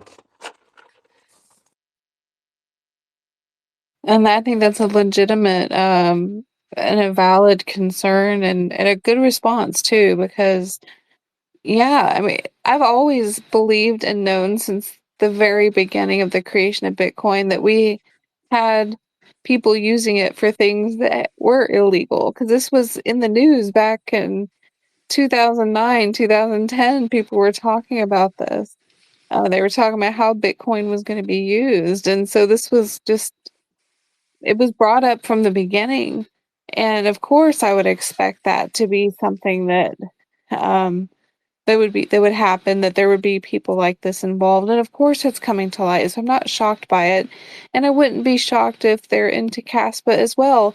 And frankly, I think a lot of people who, and this is just an opinion, but I have a feeling that there's a lot of people doing nefarious things on Monero, because Monero is doing really well and it's privacy based. But does that make Monero inherently bad? No. It's a privacy based coin. It's doing really well, even though the crypto market is tanked right now. Uh, and if I were doing something nefarious, I would want as much privacy as possible. I wouldn't want to do it on an open ledger. You know, Caspa's transparent and it has an open ledger. But in the future, there's probably going to be some privacy options. And when that happens, I mean, we're going to have a lot of people using the network, doing whatever they want to do with it. And it may not be all I mean, good. privacy I've equals got I've, freedom. I think I really don't like the demonization of privacy. I don't think that's the right way to look at it. You know, there's obviously always going to be bad actors in the world, but ultimately, when it comes to privacy, that is a inherent feature of freedom. So I think that's something that we should be celebrating, in my opinion. 16-bit. I have an interesting, what is it? Not philosophical question for you, I guess, because Wolfie said this on a message about the Monero guys being creepy or something like that, and it made me laugh. But it made me think about something about the nature of humans and what happens when they're gifted privacy, and there's things in life about like taxes. Obviously, if you're a hardcore Bitcoiner, you go, oh, no taxes ever, and the free market will figure it out.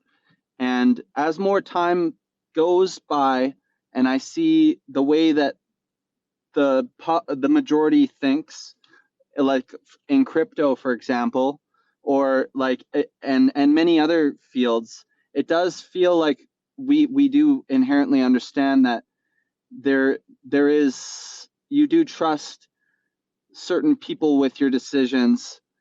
Like, for example, Michael Sutton and the core team, we would not all vote democratically about the decisions that they're making at this current moment. And that's just one thing about taxes. And then and how centralized bodies who are making decisions for everyone does have a little bit of validity. And to be given a money where you can just dodge taxes completely, or to be given a money where you can buy uranium, and you can buy all of these different like nuclear substances, or you can, do child sex trafficking, or you can do all these different things, or kidnapping with ransom, and it's all making much easier with these technologies. My question, sorry, that was long-winded, but my question is, would you rather a scenario where you're in a society where everything is transparent and the consciousness of the citizens has to rise to the amount. The consciousness of the citizens has to rise to stop tyranny, which is centralized control, or to have dark corners of everyone is operating in a private manner with their money, and there's a level of trust that everyone's going to. It's two different consciousness questions. Everyone trusted with their privacy, or the alternative. Does that make any sense? I mean, I think personally, if you're asking me personally, I'm all for privacy. You know, money's it doesn't care who uses it. It's just a tool. It's just something there that you can use that ultimately has no say in how it's used. I I don't agree with the idea that, things need to be tracked in order for people to remain good. I think where there's a will, there's a way. And if somebody's going to do something bad, they're going to find a way to do it, whether they're bartering in cigarettes or whatever the case may be. I don't know what it is, but I think ultimately, I don't like the idea of, if you're not doing anything bad, then, then you don't have anything to hide. I don't like this accusation that we should just be completely transparent if you don't have anything to hide, because for me, that's not freedom. I would much rather people take the responsibility and, you know, obviously there's going to be some bad actors in the world, but ultimately I like to think that most people are good. So, I don't know if that answers your question, but yeah, if you're asking me personally, I'm all for privacy. Uh, the US dollar is private.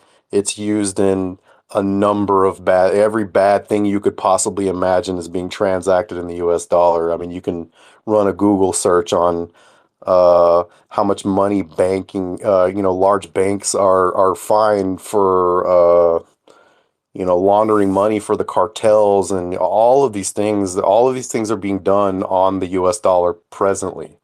So maybe there is, maybe there isn't. Maybe that's why they're pushing so hard for CBDCs, but I don't like that route. I would much rather transact with, Monero or something, because I don't like to be watched. That's just my nature. Yeah, thank you. I'm of the opinion, I guess, that it being permissionless is very important. But I used to think very much that privacy was about privacy in the exact same way as you. But something has got my mouth a little bit sour about um, the way that people interact with the world, or the way that people are able to think long term when they're given complete freedom. How many people will donate to the energy project, which will last 100 years, for instance, in the form of taxes, or many things? I feel like governments force us to think very long term, much longer term than we're ever able to think ourselves. And when I put that up against a private money, which cannot be taxed, that's just inherently a piece of what private money does, right? Um, However, actually, you know what? It's different from income. Maybe with income, that's all solved. Unless the income is paid with private money as well, then that problem still arises. But I used to think very much in that way, the way that you're saying, but for some reason, lately I've been on a fence about it. I'm not sure. It's a So slippery slope, man. It's either freedom or not. And, once you start giving up some of these freedoms, then they'll start telling you what you can and can't spend your money on, and how quickly you have to spend your money, or, if you don't spend your money, it's going to disappear. Some of these things that could be programmed into something like a CBDC are very, very scary. So I would be very wary of accepting, even an inch. You're going to give an inch, they're going to take a mile. So that's my perspective. Yeah, Well, I let's. wanted to comment on this too, because Odie, you bring up, so the way you phrase the question, I'm like, did Odie take some mushrooms? Like talking about consciousness and the philosophy here. Um, I'm I see where you're coming from asking the question, right?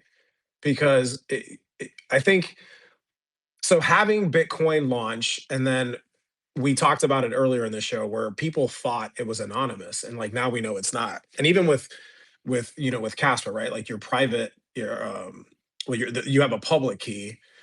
People don't necessarily know that it's you, and then obviously to move it, you need to have your private key, and if you have it on cold storage, that's another layer of privacy. But then there's like 16 bits talking about, which I respect people who think the way he's thinking. But I think it does, like the question you pose, Crypto Odie, it's interesting thinking about like the consciousness of what does it look like, and what would we be like if we just were transparent. And I think I know what you were talking about with Wolfie's comment. He's like, oh, what does it matter if you're an honest person or anything like that? But I personally don't think that as a society we're obviously not there. Like we're these forms of money are new to us. They're 17 years old with Bitcoin's birth, and then taking it to another level with Kaspa. But I think the questions are starting to arise, and people are starting to think about that. Like, hey, because you bring up a point, like with, is taxation like the way to go to really build our society? Would people naturally want to give if they weren't being taken from? And CBDCs are like the antithesis of what this is supposed to do. It's supposed to free us up. And yeah, okay, the ledger is immutable and it can't be changed. And like the Bitcoiners are going through it. And then Onion brought up earlier, like with how Caspa set up, it's, we have archival nodes and not everything stays on there forever. So I think a lot of this stuff is going to play out. We're going to see where we're going to go with it. But I love the question to 16-bit, because 16-bit's private, anonymous on here. And that's something that I've been wondering too, because I was the whole thing. I think I initially thought like, oh yeah, nobody can figure out what I'm doing with my Caspa, but I had the KYC to get on Kraken, and all that stuff is, if I was doing some dumbass shit, you'd be able to trace everything. And I personally have gotten to a place where it's like, yeah, I'll show my face on here. Like I have nothing to hide. I'll talk about whatever I need to talk about, because like that's where I am in my life. But that's not how everybody's situation is. And I respect people in their process and what they're, how they view things and how they look at it. I think it's all important. But it's an interesting topic for sure. Like, hey, what would we really be like if we actually had privacy? And would we like right now? I just think we're so divided with, I as guess, long as yeah. this fiat's around. Yeah, it's my thoughts on it. I sorry to cut you off there. I was just No, gonna you're good. add that the most important part to this is it's not a CBDC. We're not talking about something that can be paused. You can't pause a Bitcoin transaction or a Caspa transaction. You can't Mhm. confiscate people's Bitcoin or Caspa just in the same way with a CBDC where you just hit a button and it's gone. These are monies that you have to physically apprehend every citizen that you want to silence, and that's very different from a CBDC. So you still have transparency, and I would argue to say like something of an untouchableness in nature, where if they cannot tell you which cause you can donate to or not donate to, but you will be seen if you are donating to a rebel group, or you're part of a rebel group because of the way that your money is flowing. That type of thing would be in the open, and you'd be trialed on such a thing. And that's where I feel like justice and transparency have a very interesting meeting place. I personally am kind of leaning towards the place where if everything was anonymous, I'd get a little bit of a shiver. And but when it comes to permissionless, you can still take a stand, and they're not going to kill and imprison every single person on the way. but they might try. You know what I mean? And that's part of a. It's definitely a step up from bank accounts being frozen. Yeah, I'm leaning more towards like how you view it too, because I mean, I'm just gonna take like my life as an example. I live a very transparent life, and you know, I think I've shared on here like I'm divorced, and I used to look back and think I used to like look at my ex-wife as a big part of the reason why that happened. And when I went in and got beneath the surface on like why things actually happened the way they happened, I'm like, okay, I was trying to hide this and that. And I didn't think it was important. Um, but I've been very transparent, you know, for a while now. And again, I'm just speaking on, you know, like relaying this to my life, right? So transparency. But not everybody, you know, thinks the same way or is there in their life, or you know, you can also have counter arguments to that. So, but yeah, I'm with you in how you view it. But I also respect and see where 16 bits coming from Me and too. how he views it. Makes sense.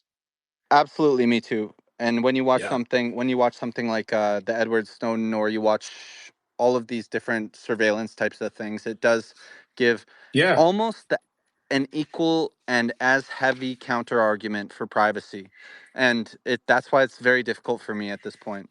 Yeah, and that's why I say it's a slippery slope, man. You have to hold your ground Yeah. as much as you can, because some of these things, freedom and privacy is kind of one of those things that you take for granted until it's actually, infringed upon.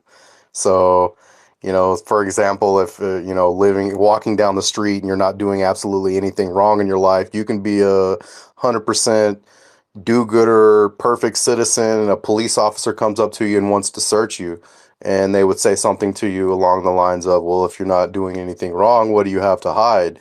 And that's where I have a problem with some of these things where, it's just one of those things where, like I said, you give an inch, they're going to take a mile, and it happens over a long period of time. So I hold strong to privacy for that reason. And that happens, by the way, 16-bit. Like I'm Panamanian, and I'm a bit bigger than most Panamanians. Like I'm Panamanian is something else, but like I remember how it was for me going back and visiting for the first time, like walking in the mall because I dressed different. Like, and they have police officers there, and they just stop you. And I remember like really feeling violated, and my privacy just it's just crazy because you don't have that happen here in the United States, but it happens in other parts of the world. So yeah, I'm with you, man. It's like we do take that for granted for the most part, like you know, and we don't want that taken away from us. Yeah, I feel like advocating for privacy is going to be more important as we move towards the future. I don't, I'm not a doomer, but I wouldn't say I'm,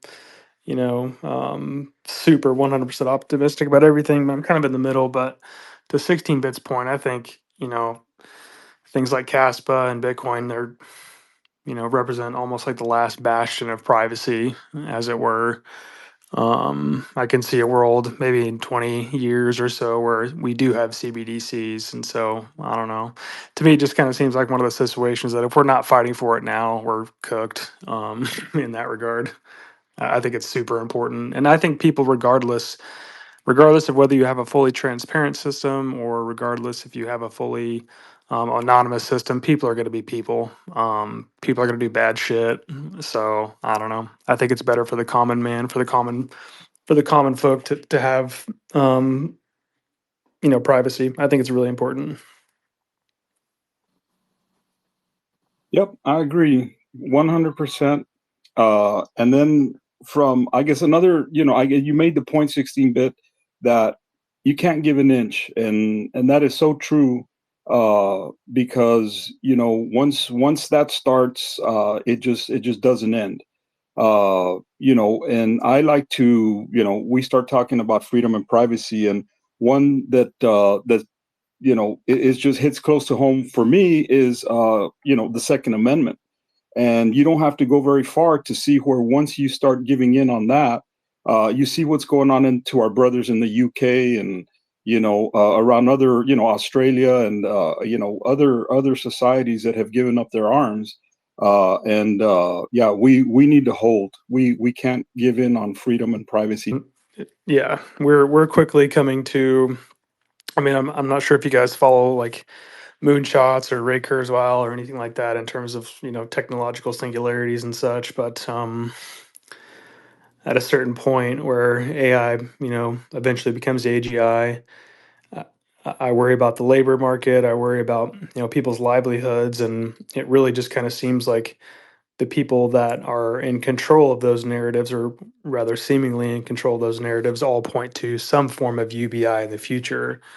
And if UBI becomes a thing and it works, easier said than done, but if it works, then you can imagine all sorts of control mechanisms being put in place because you have a programmable money like a CBDC. And social credit scores aren't anything new. China's been doing it for a while, right?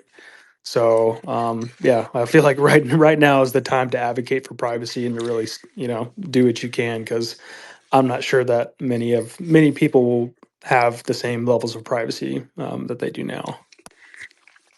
Nagasumpa, you mentioned like UBI being, I don't see how it's not going to be a thing, Hmm. considering the debt that we have, and how that's never going to be repaid. And we have to, I mean, the dollar has to be inflated away. What are your thoughts on that? Like, I think that it's inevitable. I don't know if it's going to be 5 years, 10 years, 15 years from now, but at some point they're going to have to print enough and just give money away on a monthly basis and have everybody on CBDCs.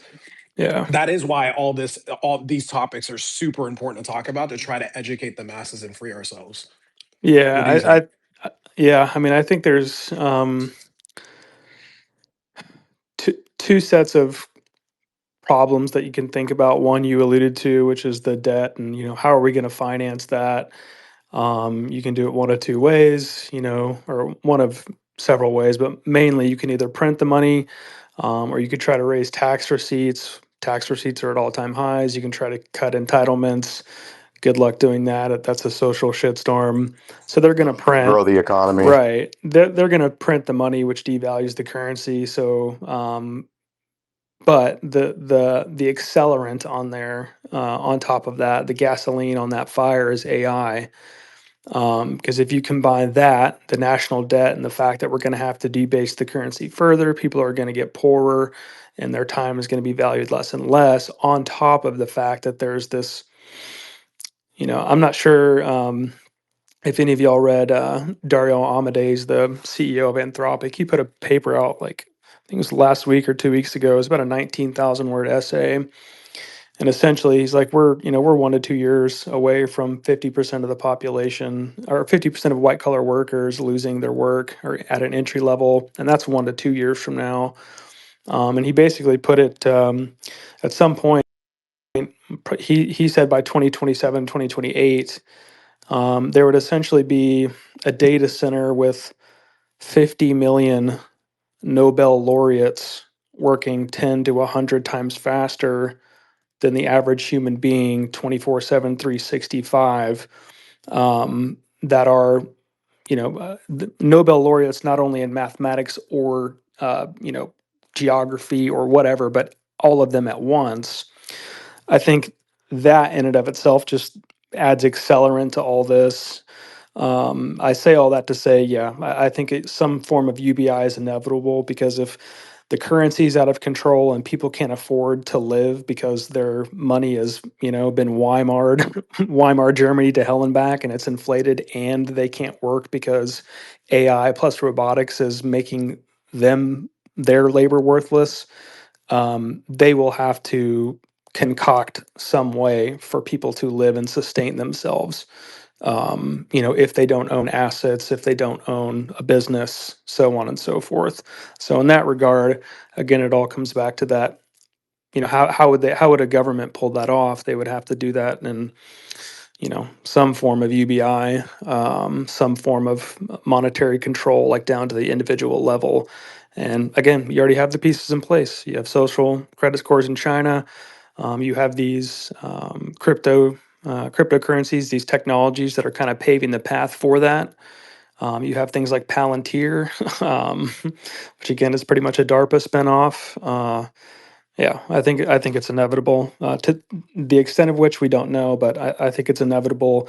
And like Dag said, yeah, you got to hold on because I think we're headed towards that. And if you give them an inch, they're going to take 15 fucking miles. Yeah, my man. Well said. I'm I got a I'm with question you. for Odie actually, as far as the scenario of privacy versus the transparent system. What exactly is your concern about having a private, network, a private society? What most scares you? I guess I would say there's two categories. It's first, I I feel like my optimism of people being, sorry, my I guess a pessimism of people being uh being communally who will dedicate their money towards a communal cause for the betterment of everybody, being able to collectively do that. I feel like it does not exist in privacy. Personally, I that's just So a like a tax system, basically. I I guess like I've heard the arguments because I was a big people would just make roads and stuff like that, but I don't trust the rich people's ability to organize and create infrastructure for all the poor people. I'm sorry to say it. That's just something that I don't see evidence for, and I know it's a Bitcoiner argument, like, or sorry, free market argument of like, and that's my first part about. I just don't feel like in privacy people are able to do the best for like for the infrastructure needs, and I don't think it comes even close. And then So you think it would turn into a selfish society rather than people taking part in the whole? personally, that's just kind of the way that I fall, mainly because of just watching places that don't have it and seeing what they do, and it's almost a one-to-one correlation with worse infrastructure, unless if you're like a place where a northern European like Finland or Sweden or something like that, or maybe Canada or the US, and they're taking 40% of your taxes, depending on how well they spend it. And like, they don't spend it very well, obviously, in the States, but like in these other countries, you do see a huge benefit to everyone involved. And it stings, and I don't like it. This is almost hurts me to say these things because I'm coming from a place where I was kind of a no tax person a while back, and then something inside of me started to click when I was like, wake up.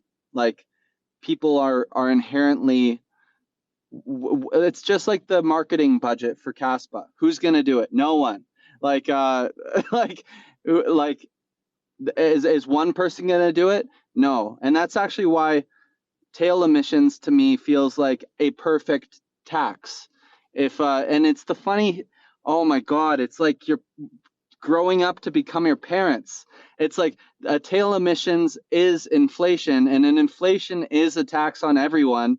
And now I'm like, if things get really shitty and we can't support this thing, I am in favor of a tail emission because it's the perfect tax on everybody per capita in the most fair way. and and it's like becoming a dad that you hate or something. But there's that to start with. And then number two, I guess, would be just my idea of when people have complete privacy, i.e., the states. My evidence is if you go to small towns in places where they have total rights on certain things with guns, and you have certain things that are, it's like live and let live, and don't get in people's business. You tend to see some crazy stuff, and you guys have all seen the documentaries and things. And I for some reason think that's a symptom of having too much shadow time, and And again, like I know that this stuff is debatable for sure, and I do know that most people are good, but I think when consequences don't exist at all, and that's what happens when you start to make money completely private, I struggle with what the outcome would be if consequences don't exist for people unless they get caught, and to get caught becomes 10 times harder a lot of the time.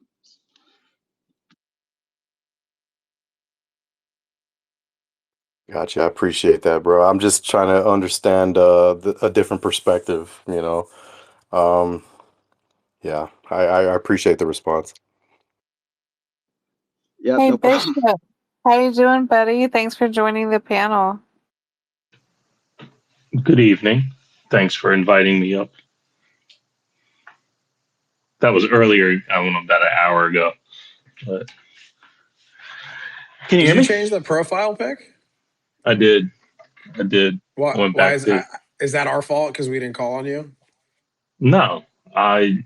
Okay. It is my wrestling podcast account, and it says Bishop was right on it, and I'm even right about Caspa a lot too. So, I just wanted to make sure it wasn't our fault that no, you no, had to no, switch it up because no, like we didn't call stop. on you. No, well, it did give me the idle hands to go do it. That's so I was messing around with stuff while I did that. But no, actually, when I did request to join or accept the request to join was during the Aviv Zohar part. I saw the email, and I don't want to, use the tinfoil hat to cover up some leftovers, but um, it was from an email from the AFHU, and it was basically just a newsletter. So the name happened to be in a newsletter because if you put AFHU in the search engine, you get like 20 something things that you can unsubscribe from. So it's not like, you know, yes, if he looked at all his newsletters then and was really had a hard on for AI, he could have gone after Aviv Zohar and, done that whole conspiracy thing. But I just didn't want to put that back out in the air in a negative light where Caspa could be tied to something like that because it just doesn't seem as plausible as the direct communications that were happening. So I just kind of wanted to pour some water on that one.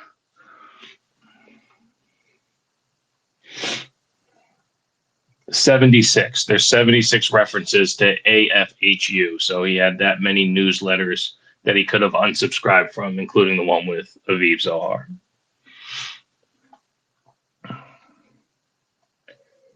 I was looking through his emails while everyone was talking, and I learned that if you do a search for the word turkey, lowercase turkey, and you scroll through those, it's a code word and it's disgusting. And I'm kind of grossed out right now. Is it the similar thing to the Sound of Freedom with the how they would, you know what I mean, the chicken word for them?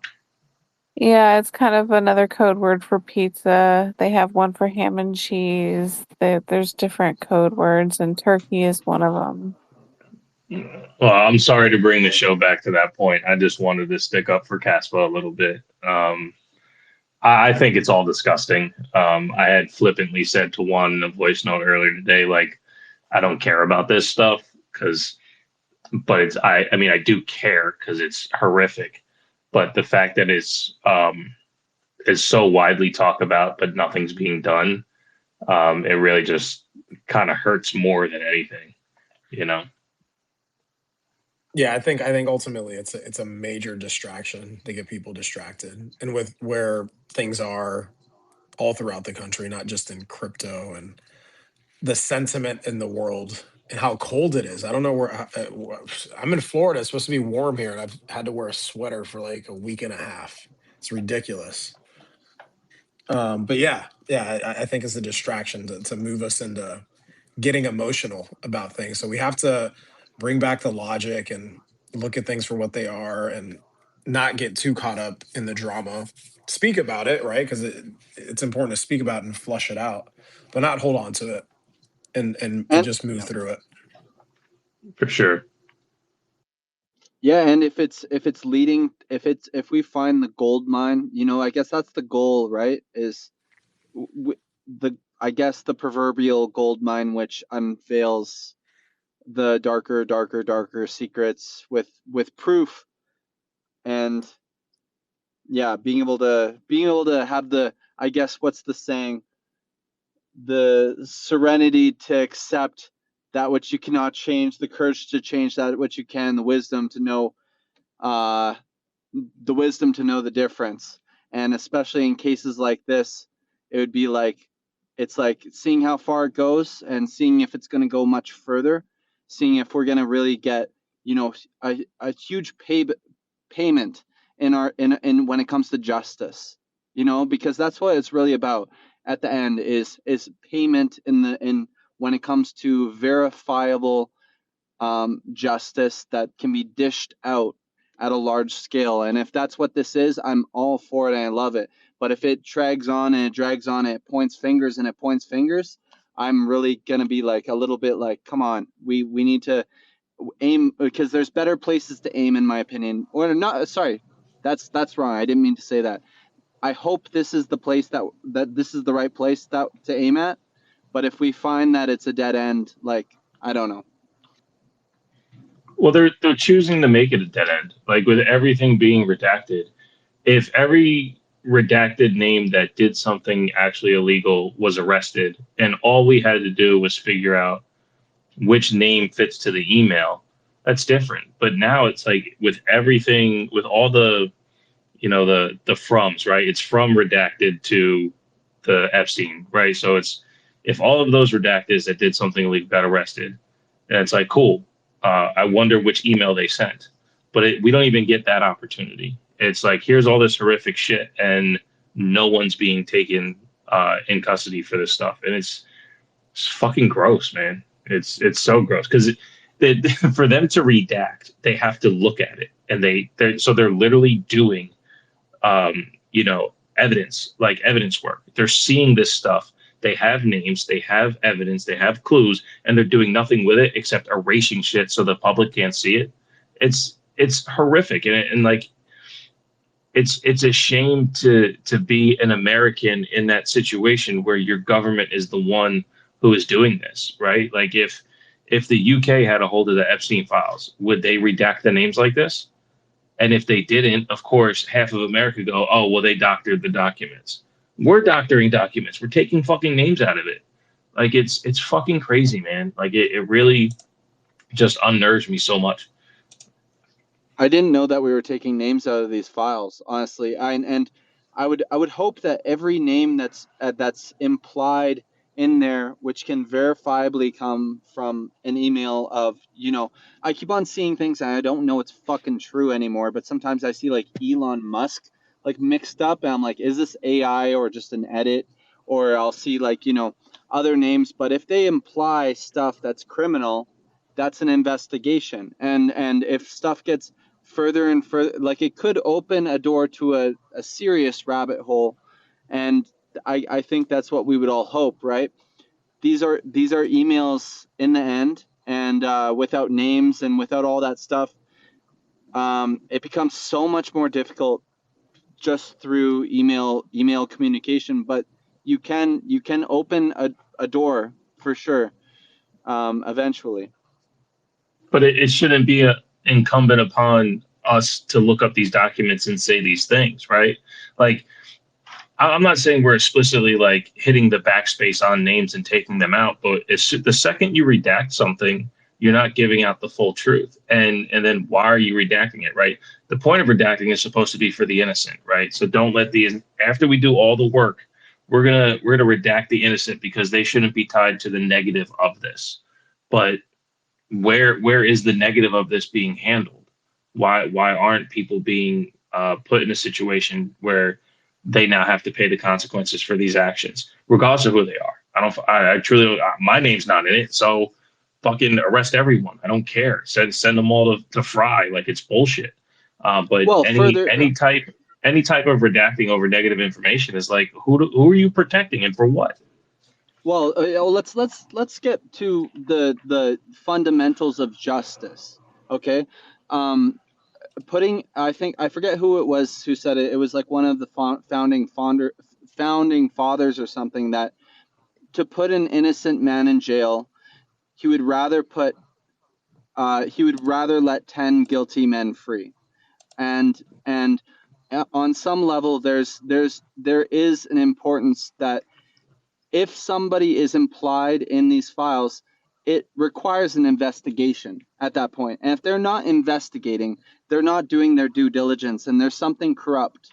Absolutely. But just because of a name or a sentence being transferred, I think these things require serious investigation at that point, especially contingent on what they said. If they say something that is incriminating in nature, then the investigation goes up when it comes to the prioritization of that investigation, like Bill Clinton or the many other people who are involved in this. And if we're not all over Bill Clinton at this point, obviously something's crazy wrong.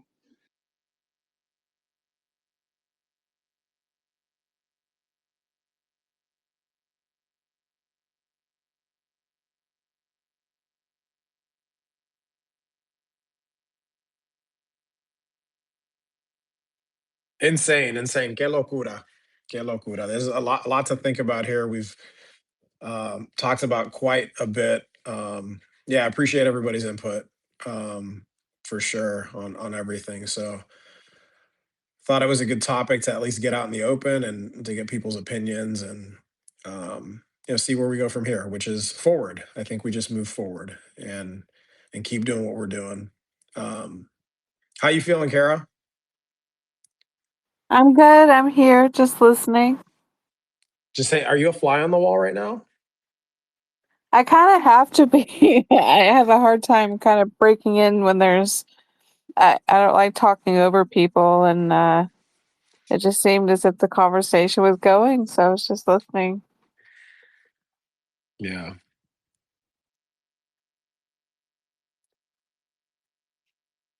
Well, I'm over here sipping on a little bit of kava that I had delivered. Is it good? Yeah, it's making me chill out. I had too much energy when we Nice. were talking earlier. Remember? Yeah. So I was like, let me get a kava delivered here. Yeah, it's pretty That sounds solid. nice. It's mellowing me out. I would like one of those. I took a Tums for heartburn. I was hearing Odie say like so much. I took some Tums. Uh-oh. Uh-oh. I We've all don't. gotten I'm done feeling guilty about it. It's 2 a.m. Oh my gosh.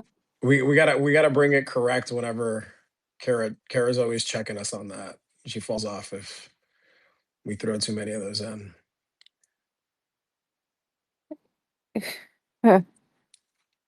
Oh man. I've got a interesting subject for you guys if you want to hear. It kind of wrecked my day in it. Or that guy from Kwai, and he's like Doctor something. Doctor, have you guys heard of this dude? Yeah, I've seen him He might in be I've the heard of spaces. Kwai. Yeah. I don't really know much about it. Who's like Kwai? his Who's like Dr. Kwai? Kwai. Dr. Kwai. Okay. Okay. Thank you. Something of that nature. Okay, I'm gonna be really on this. So I was calling out, let's have a debate. I was like, want to debate somebody about POW, and he responded. Then I ended up seeing a video that he posted, and it ruined a couple days for me, which was he talked about this thing called a Carrington level event, and me as a electrician, when I heard him talk about it, I went, oh, this can't be what he just suggested. He said in 1825 there was a solar flare, and if that same solar flare were to hit the earth right now, it would basically put out all of the transmission lines, all of the electronics, basically the especially the electricity, for over a year would be out. And he said the possibility of this happening is, and I've verified this on GPT. The odds of this happening are 1 in 200 every single year. And maybe 1 in 100. And that blew my mind. And I basically was like, oh, so eventually Kaspa's gonna get knocked away from us for like a year or two, no matter what, within likely the next 200 years. And sorry, it's already been 150 years, or it's already been 200 years. So we might be due for it. So I don't know if I want to give you guys this subject matter, but it's a real thing. And it made me think about God. It made me think about all of my investment of what can be taken away from me. And I really thought there's a way around this. What if they shut down the transmission lines before the solar flare hit the Earth, and cut off the energy? And even then, it generates its own power, which disrupts the transformers, which would take a year to replace specialized giant ones. Anyway, this sounds like I'm a crazy person, but this is completely real. And you guys can give a comment on it if you want. So basically, we're fucked. Thanks, Odie. Well, Thanks. that it made me depressed as hell, but I was like, it sounds like fucked for a year if it happens. New fear And unlocked. So what does And a life lot look of- like? What does it look like? What's life like if that happens for a year? I think upwards of, I'm not even gonna say. I know it's very bad, and I think it's more localized to where it hits.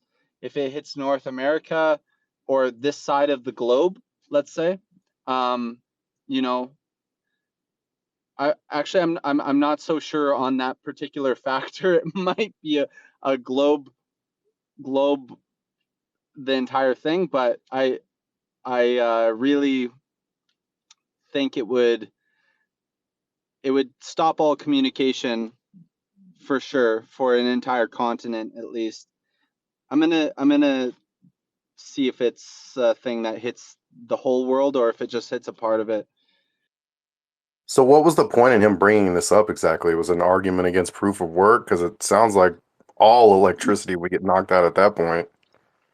No, he just said it, and I was like, what the fuck are you talking about? And then I go researching it, and no, completely true. It's already happened, and it was before real infrastructure of electronic technology was in, but they were able to measure it somehow with, like, when it came to the magnetic grid getting so thrown off.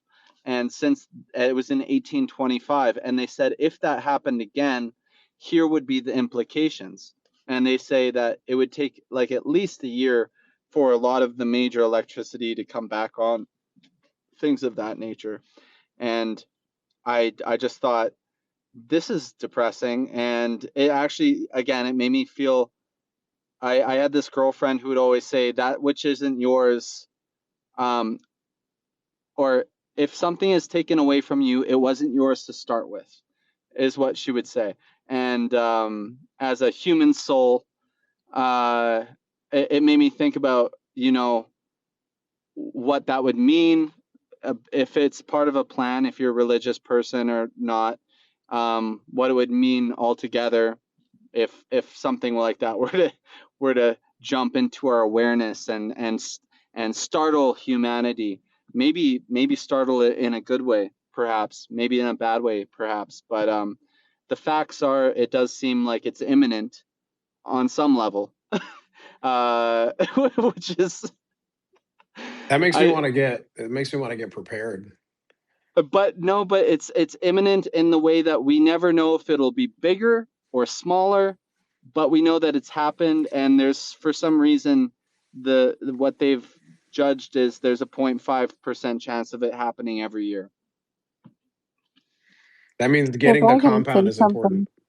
Go ahead, Kara. I'm sorry. Go ahead, Kara. So there was a TV show that came out over a decade ago. It's called The Colony, and it was basically a documentary of what happens when you put human beings in a warehouse for a period of time. I forget if it was 3 months or something like that, but they were put in this warehouse with an experiment where they have no electricity and they're basically starting the world from scratch.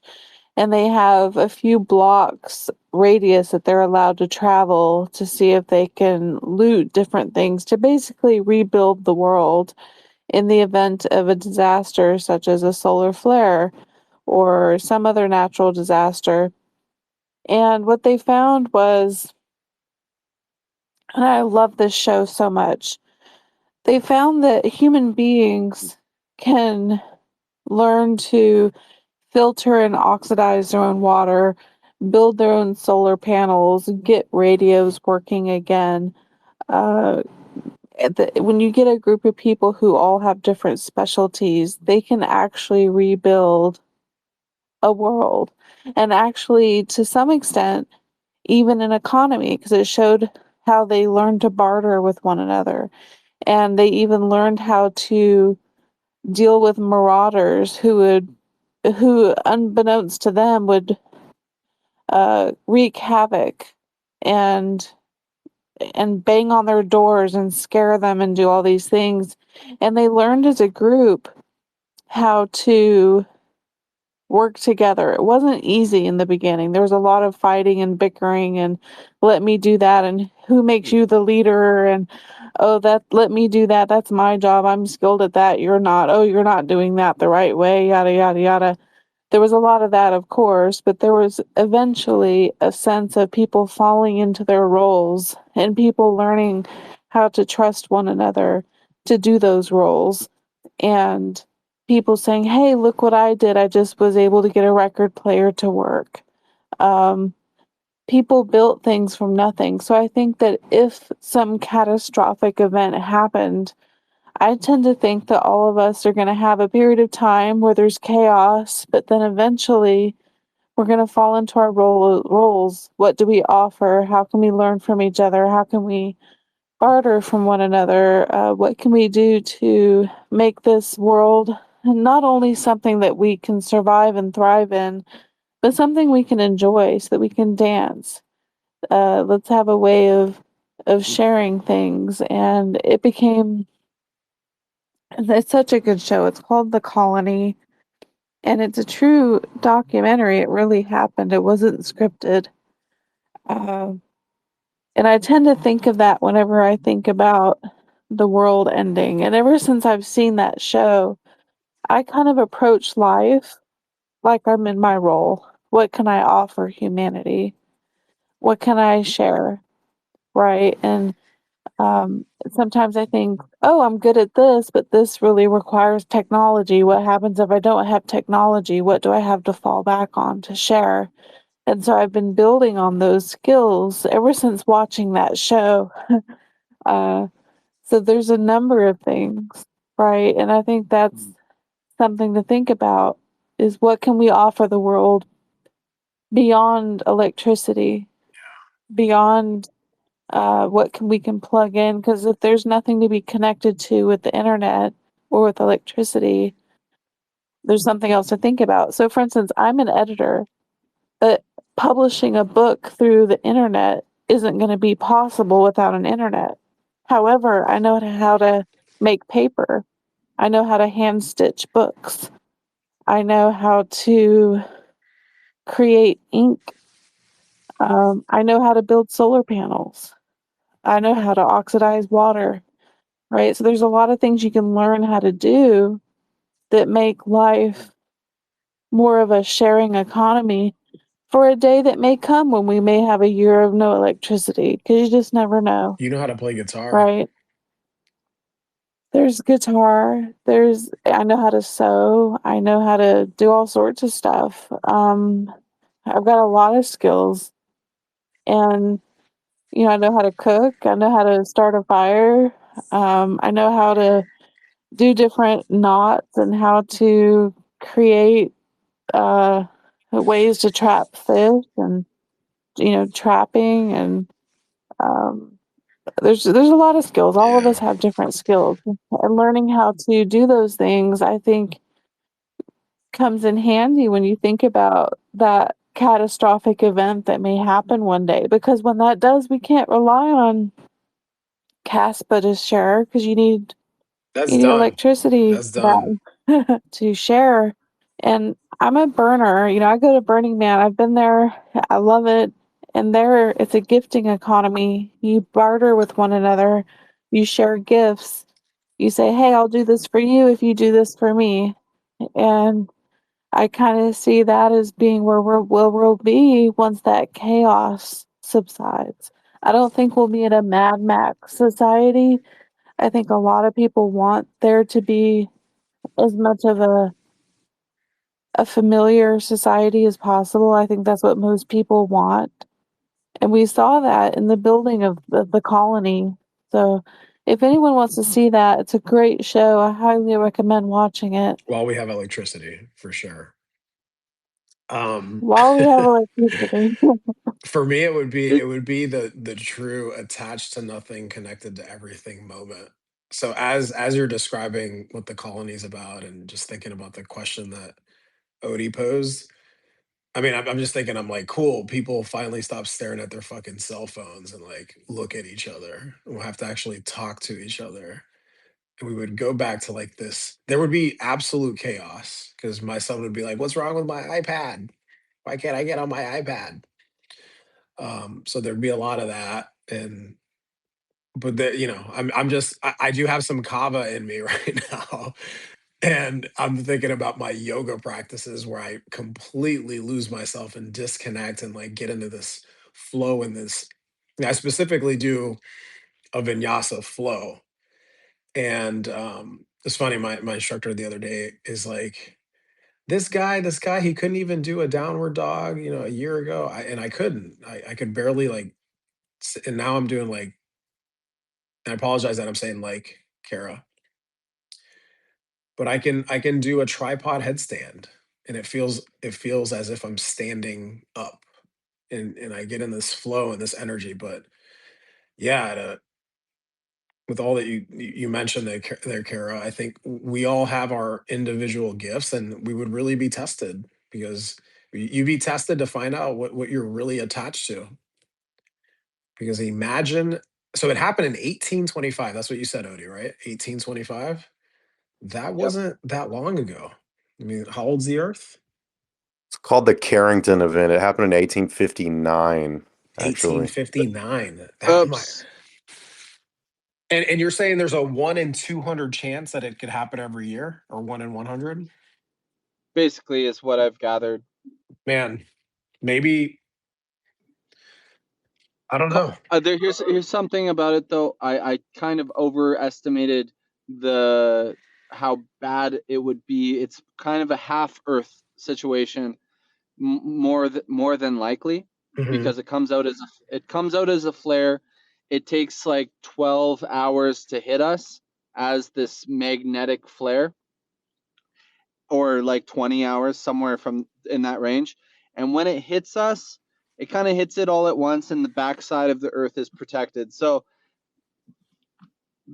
that really maintains, like, if let's be honest, if half of the Earth was hit with a Carrington level event, the shift of it, I can only see it as a priority if half of us were still good.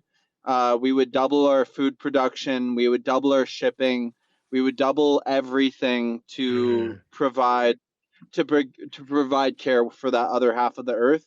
I'm almost certain that it would be a uniting situation, Yeah, as yeah, I long see as that it too. as as long as it didn't hit the whole Earth. uh, but I don't think that's possible because it comes out as one flare. But that's the information that I've gathered on that. I have a I'm gonna hack. look into this, man. This is super. I Yeah. have not looked into anything like this, and So this is here's cool. something fun. here's something funny though. If your power goes out, your water stops as well.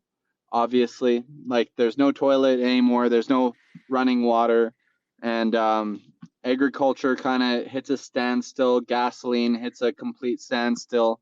So one thing that I've found, and it was actually Mike Posner, the guy who sings. I love He's a singer. I love that guy. I know who you're talking about. Yeah, he's talking about sprouting. He has this habit, and he's of living off of sprouts, which he did for a while. And basically, the gist is you put it in a jar. It's these seeds. They can be broccoli. They can be so many different things. You shake it with fresh water, and then you strain it really fast. You put it in your cupboard, and in 2 days, you have this very nutritious, edible juvenile plant that can sustain you completely.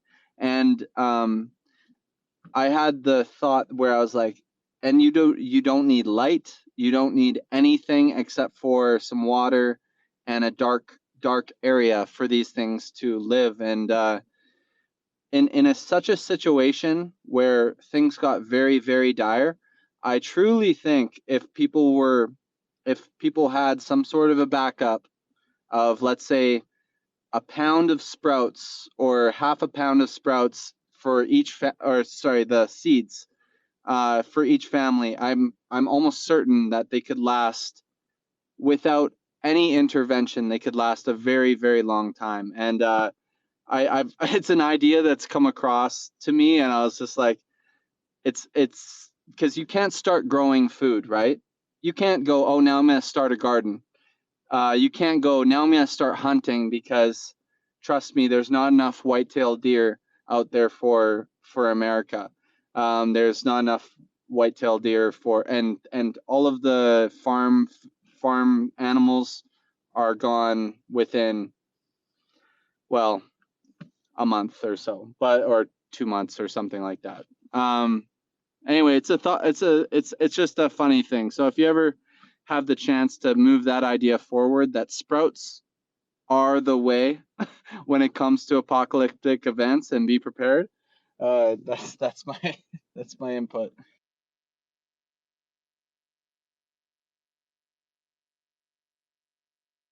Yeah, time to spread those seeds.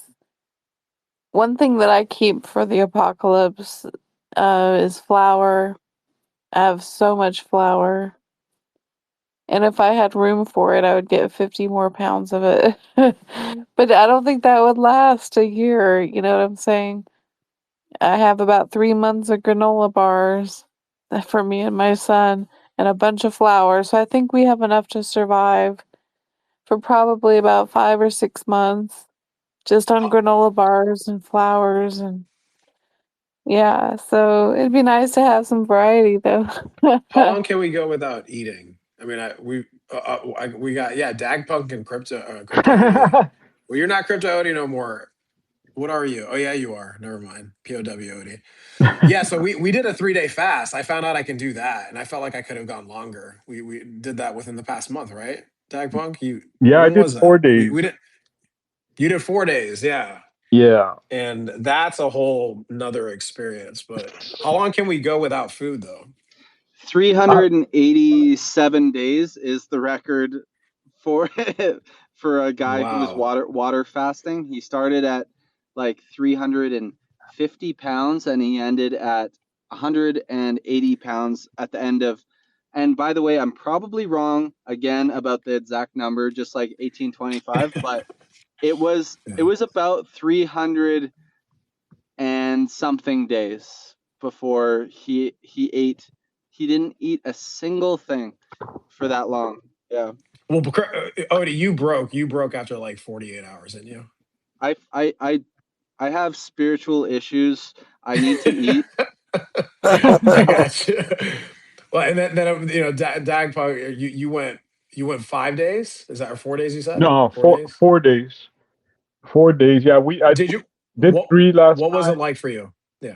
Mhm. Well, at hour 60, both times that we've done the fast, at hour 60, it feels like I'm microdosing LSD or something. Uh, Yes. you Yeah. know, That's how I felt Oh my God, I can relate. Yep. Yeah, it's a really, really, it's really good. I was walking out and just noticing how green everything was and how vibrant all the colors were. I never do that, and it was, so it was really pretty cool. I mean, it does, you notice things that normally just kind of go by the wayside, it's enlightening. um, Yeah, it really turns on these senses that I mean, I didn't realize I had access to. I've shared that I've done plant medicine and obviously mushrooms and all that, but I haven't touched. I mean, I guess I did a few months back, but not as much as I did previously.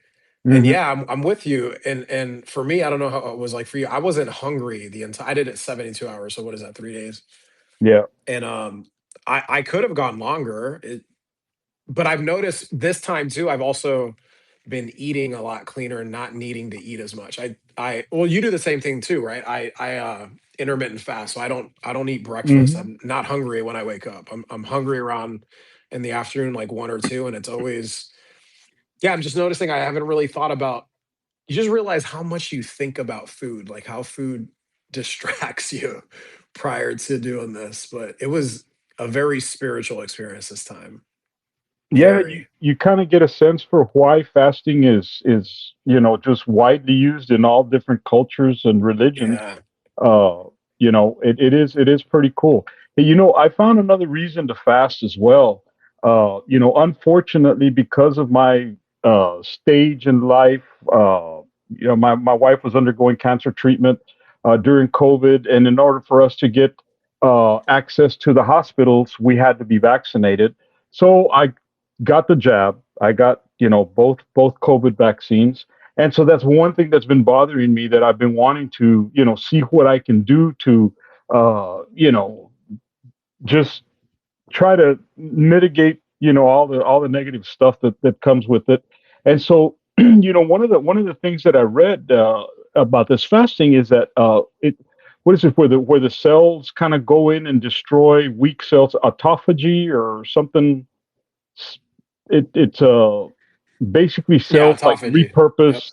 Okay, so Mhm. right, and I started thinking about, the problem with the COVID vaccine is this spike protein that continues regenerating itself. And I thought, wow, I wonder if fasting, you know has any negative, or is able to kill off that spike protein, or do something to slow it down. And I found a paper that these guys did on fasting, and exactly for this. So,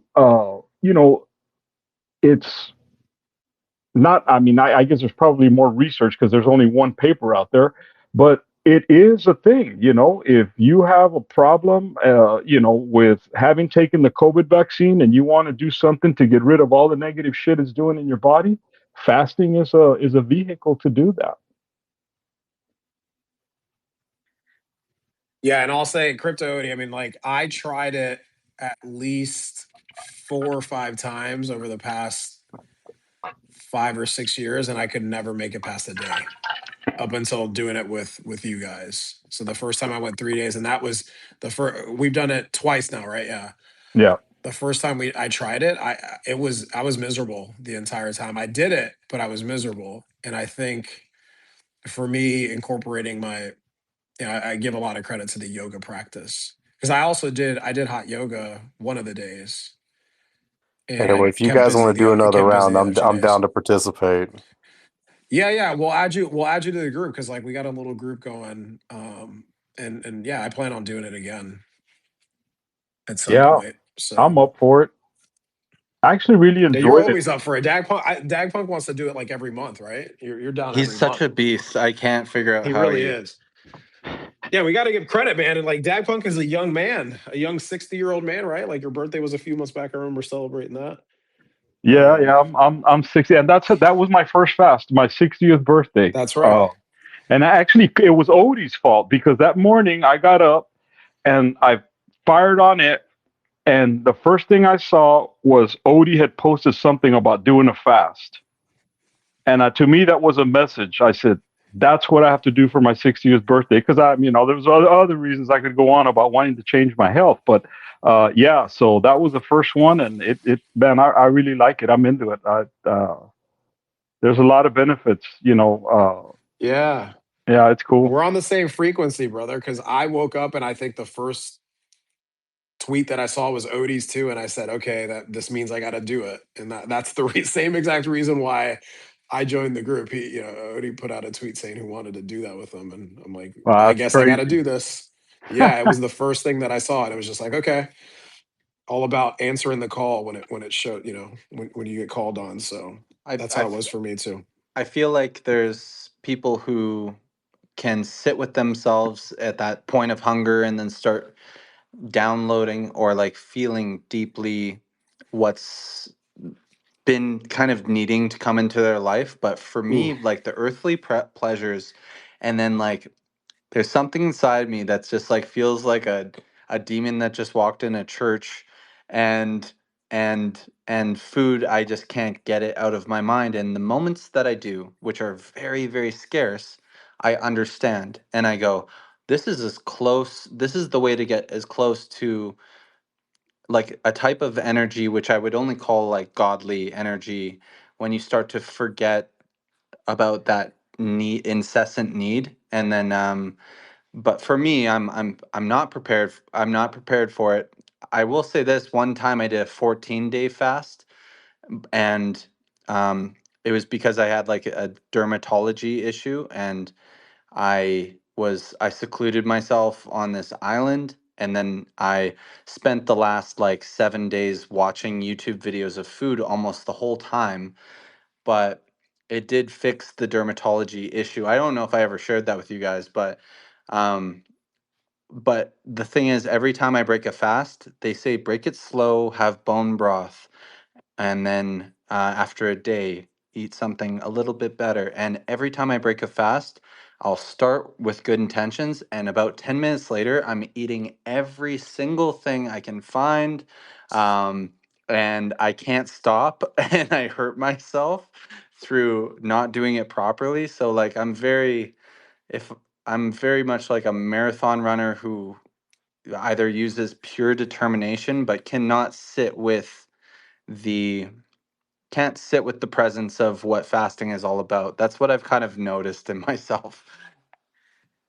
Why don't you fast to fix the like problem?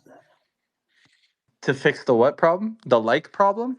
Oh, Yes. well, I don't know if that's ever going to get fixed, Kara.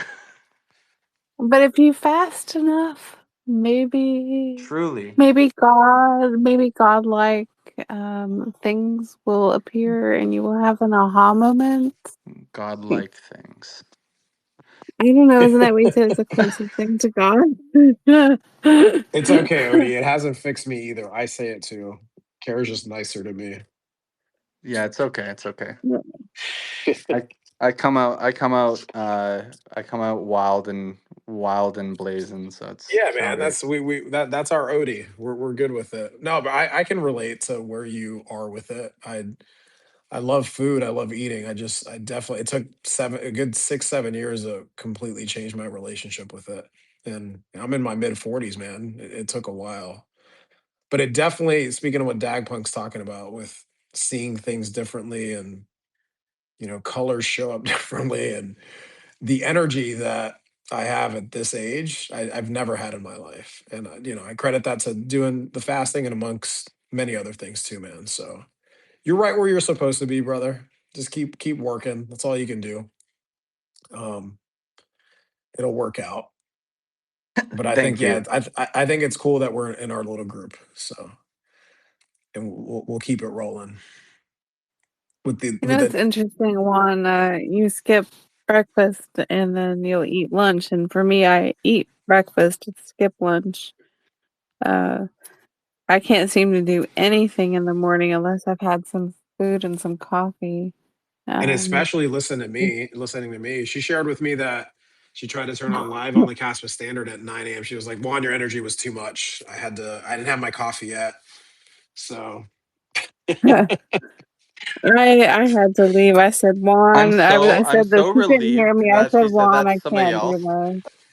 Oh no, she's not Yeah, picking on you, bro. Like, trust me, I get it. I I'm get so it. relieved that somebody else has got that comment. yeah. Yeah, I said to Juan, I said, Juan, your energy is really high in the morning on that show, and I had to leave. I said, you're great, but I have to listen to you when I'm more awake. That was, at 9 in the morning. I can't be listening to Juan after he's done yoga. There's no way. I took it It's as just a too much. compliment, Odie. I took it as a compliment because back, I mean, Yeah, I've he's not got been I have not been strong this energy. guy. I have not been this guy most of my life. I was a reserve. Even though I played quarterback in sports, I remember the first time I had to do a cadence. Coach was like, "Speak up, Ramos, or you ain't playing." But I have not always been this way. This has been a lot of work to get here. I was cool in my own little bubble for a really long time. So yeah, Yeah, we all come out into the Caspa yeah, sphere to and it wakes us up, right? unleash something um, for a bigger purpose, and it's ordained in a funny way. Like what like it just came out of nowhere. The courage of like I'm going public with it. I'm going private public with it at least. Like Yeah, yeah, exactly. Yeah, exactly. There's something here, right? There's something bigger than us. So that's definitely what keeps me going. It's way bigger than myself. My I say it all well. My story isn't mine to keep to myself anymore. That's why I'm public. So it's beautiful, man. Great place to I be I think I'm gonna be amongst joining you. you by the way at some point pretty soon here when I start making longer form content about Caspa versus Bitcoin. I think I'm gonna do a YouTube series, and I'm like thinking, do I do it anonymously? Do I do it like as the traditional thing where there's a face to the message, and kind of leaning towards eventually I'm gonna be kind of becoming more public with it, and because it does add legitimacy, it Bitcoinizes things. It does lean towards transparency. It does lean towards credibility. It does lean towards all these different things, right? Yeah, yeah. I mean, and you got to be in the right place in your life to be able to handle all that because it's not, there's definitely some backlash that comes with it when you're when you're public. But you got to be you're built for it, right? So you'll know when it's appropriate. And then at the same time, I respect people that want to be anonymous. But yeah, if you're one of them to join the group, great. And we need everybody. We need everybody to bring themselves to it. However, so that'll be cool, man. If that happens, how we feeling, Kara? We're right before the 3 hour mark. That's cool. Maybe we could start to wind down. I think we were like pretty good wind down part. How do you feel? Yeah, yeah, I'm there. The kava's done with. I am Hmm. I'm chilling. Hearing you guys talk about fasting, I am gonna be eating some yogurt and blueberries when we're done with this. So you guys enjoy your fasting. I will be eating. Enjoy. No, we're not fasting now. Um, That's what we did before. We'll set another date for it. But well, I won't be whenever eating you until guys I won't be decide to eating do until 1 or 2 o'clock that. in the afternoon tomorrow. Though. So that's just what happens. I gotta tell you, if I were fasting, I wouldn't be able to even walk to my car because I get dizzy standing up after my brain surgery thing. If I don't eat, I would need a cane just to get out the front door. Eat then. So You I gotta eat. can't. Gotta Yeah, eat. I have to. Yeah, I need my brain fuel food. Gotta eat my nutrients and my vitamins and all of that. But Funny yeah, I wanna funny just fact is during that 14-day fast, I knew nothing about salt and what's it called, the electrolytes that Mhm. you're supposed to give to yourself.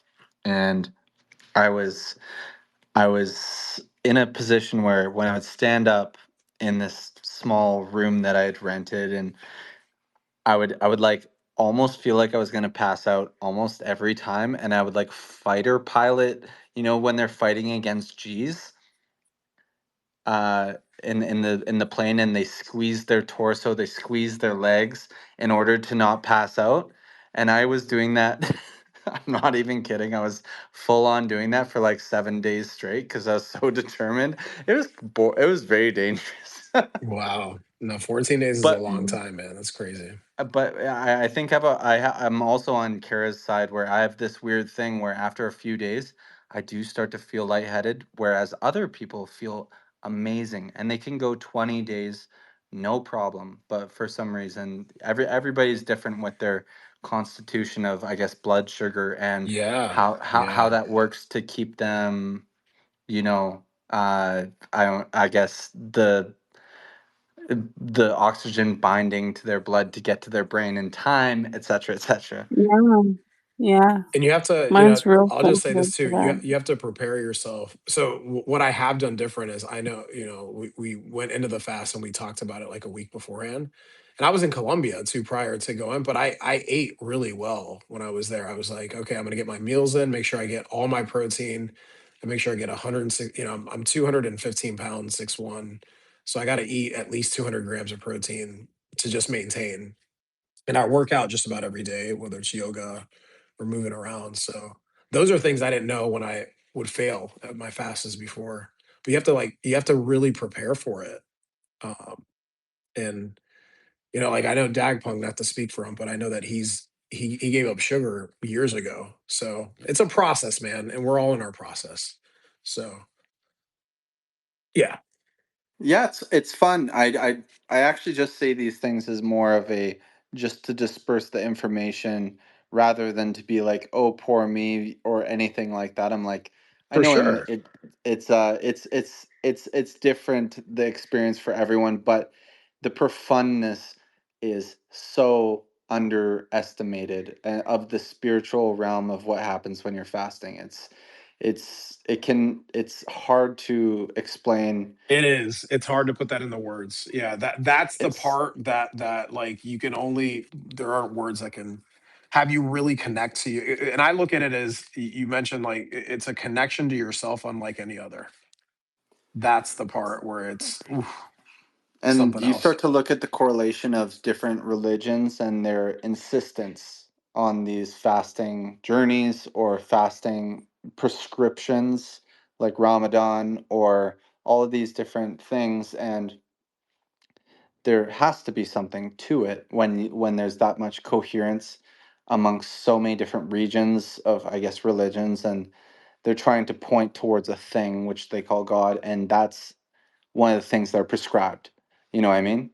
So and it's almost universal. I actually think it is universal. You look at Buddhism, you look at especially Muslim, Christian, also especially Christian. If you really look at the Bible, the amount that it talks about the necessity of fasting to get closer to God, um, and then yeah, I don't know about the Torah, but definitely like yeah, it's a thing.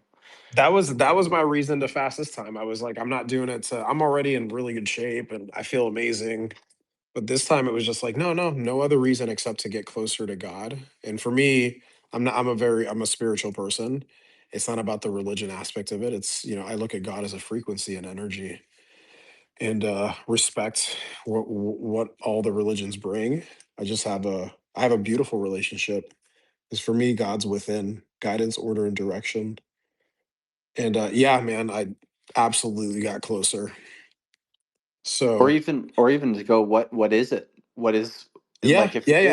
rather than even to say Sure. what, like let's get closer, it's like maybe I want to just figure out like who, like what that energy is or something of that nature, because if all these religions are saying it works, then you're not going towards the Christian God, or you're not going towards the Jewish God or the Muslim God or the It, Buddhist, uh, that that's a little bit more all encompassing, but it's just so like when the signposts are in that many places, it's just like if you're not trying it, you're as Terrence McKenna would say, you're missing out on something you're that's missing out. There you go. missing out on Yeah. something inherent to the spirit. Sorry, inherent to the to the initiation of being a human, which he would call like one of them being like a sexual experience, or another one being a psychedelic experience, and I think another of them would be, the starvation experience, which is taken on voluntarily rather than involuntarily. Yeah, it's all that. It's all encompassing. They're all one and the same, man. So yeah, brother. I'm gonna be piecing out here. Yeah, we're So closing the show here. So we're about to wind it down. I'm out of Stop here. it, stop. Go ahead, Kara. Go ahead, Kara. Stop. You say it too fucking much. It drives me I know. insane. I'm honestly, I don't know if I'm gonna work on it, but we'll see. Please, I will pay you, cat, but stop. Kara's I gotta will work pay through you. it. It's not our problem, I will Odie. pay Kara's you, gotta work through it. Casper, to stop saying Oh, like. What will it take? I'll take some Caspa. Dude, I will Caspa take bribe ya. you to stop saying like. I will pay you. What do Honestly, you need, Odie? it'd be kind of funny as maybe a penalty. We could run some algorithms against this, which, I might be down for it if it's a small enough amount of Caspa, which is being deducted into the like bucket. I have a swear jar dot cast.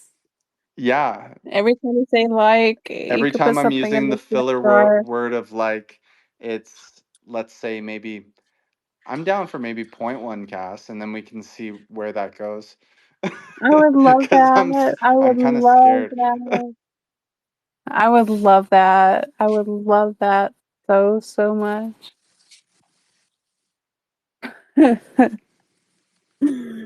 Oh my gosh. Yeah, swearjar.cas. If you want, I can try to get a transcript and let you know what your bill is. Absolutely. It's a lot of work. Oh man, Oh man, I don't want to be I'm you. gonna get. That's okay. I'll get AI to find out. There you go. Yeah, it'll be AI. We can put that together with zero effort.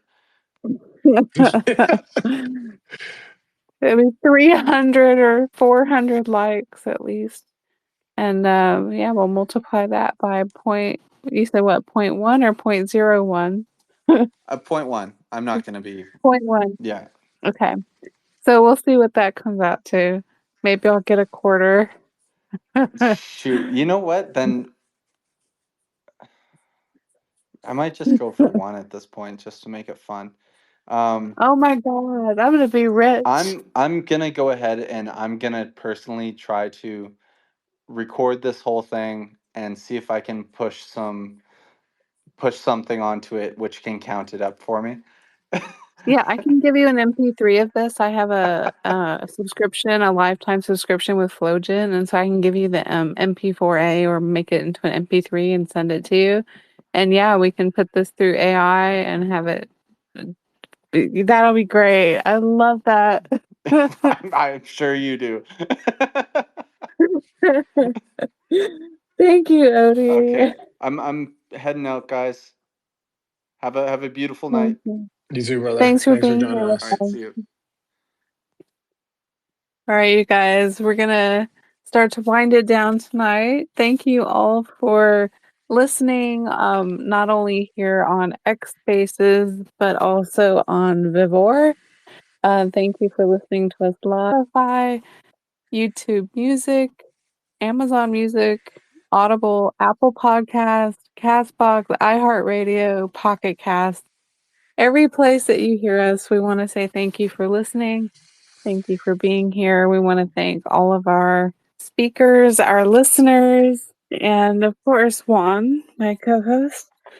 Thank you for this amazing trip today, this amazing dance. Today, we got deep into Epstein, which we've never really done. And that was definitely a heated topic, but I think we handled it well. And I don't think I could have done this without you. So thank you so much. And everyone listening, this is all archived on all these different podcasts. So please like, follow, subscribe, leave a comment if you can. And if you enjoyed this show and want to leave some love, a tip, We have a wallet, a Caspa wallet, and the name of it is beneaththesurface.cas. Any tips are split 50-50 between me and Juan. And yeah, thank you all for being here. And Juan, back to you. Yeah, I second everything that Kara says there. Pleasure doing the show today, dancing in the conversation. We got into some very interesting things. So appreciate all of you that joined, the speakers, the people that joined live, the people that will listen back. It means a lot. We don't have a show without any of you. So thank you so much. Thank you for joining Blockchain Banter Beneath the Surface, where Caspa carries that current of truth vibrating at the frequency of seekers. Remember, one conversation at a time. Be humble, be kind, give it time. Love you all. Have a beautiful, beautiful night. Thank you. See ya.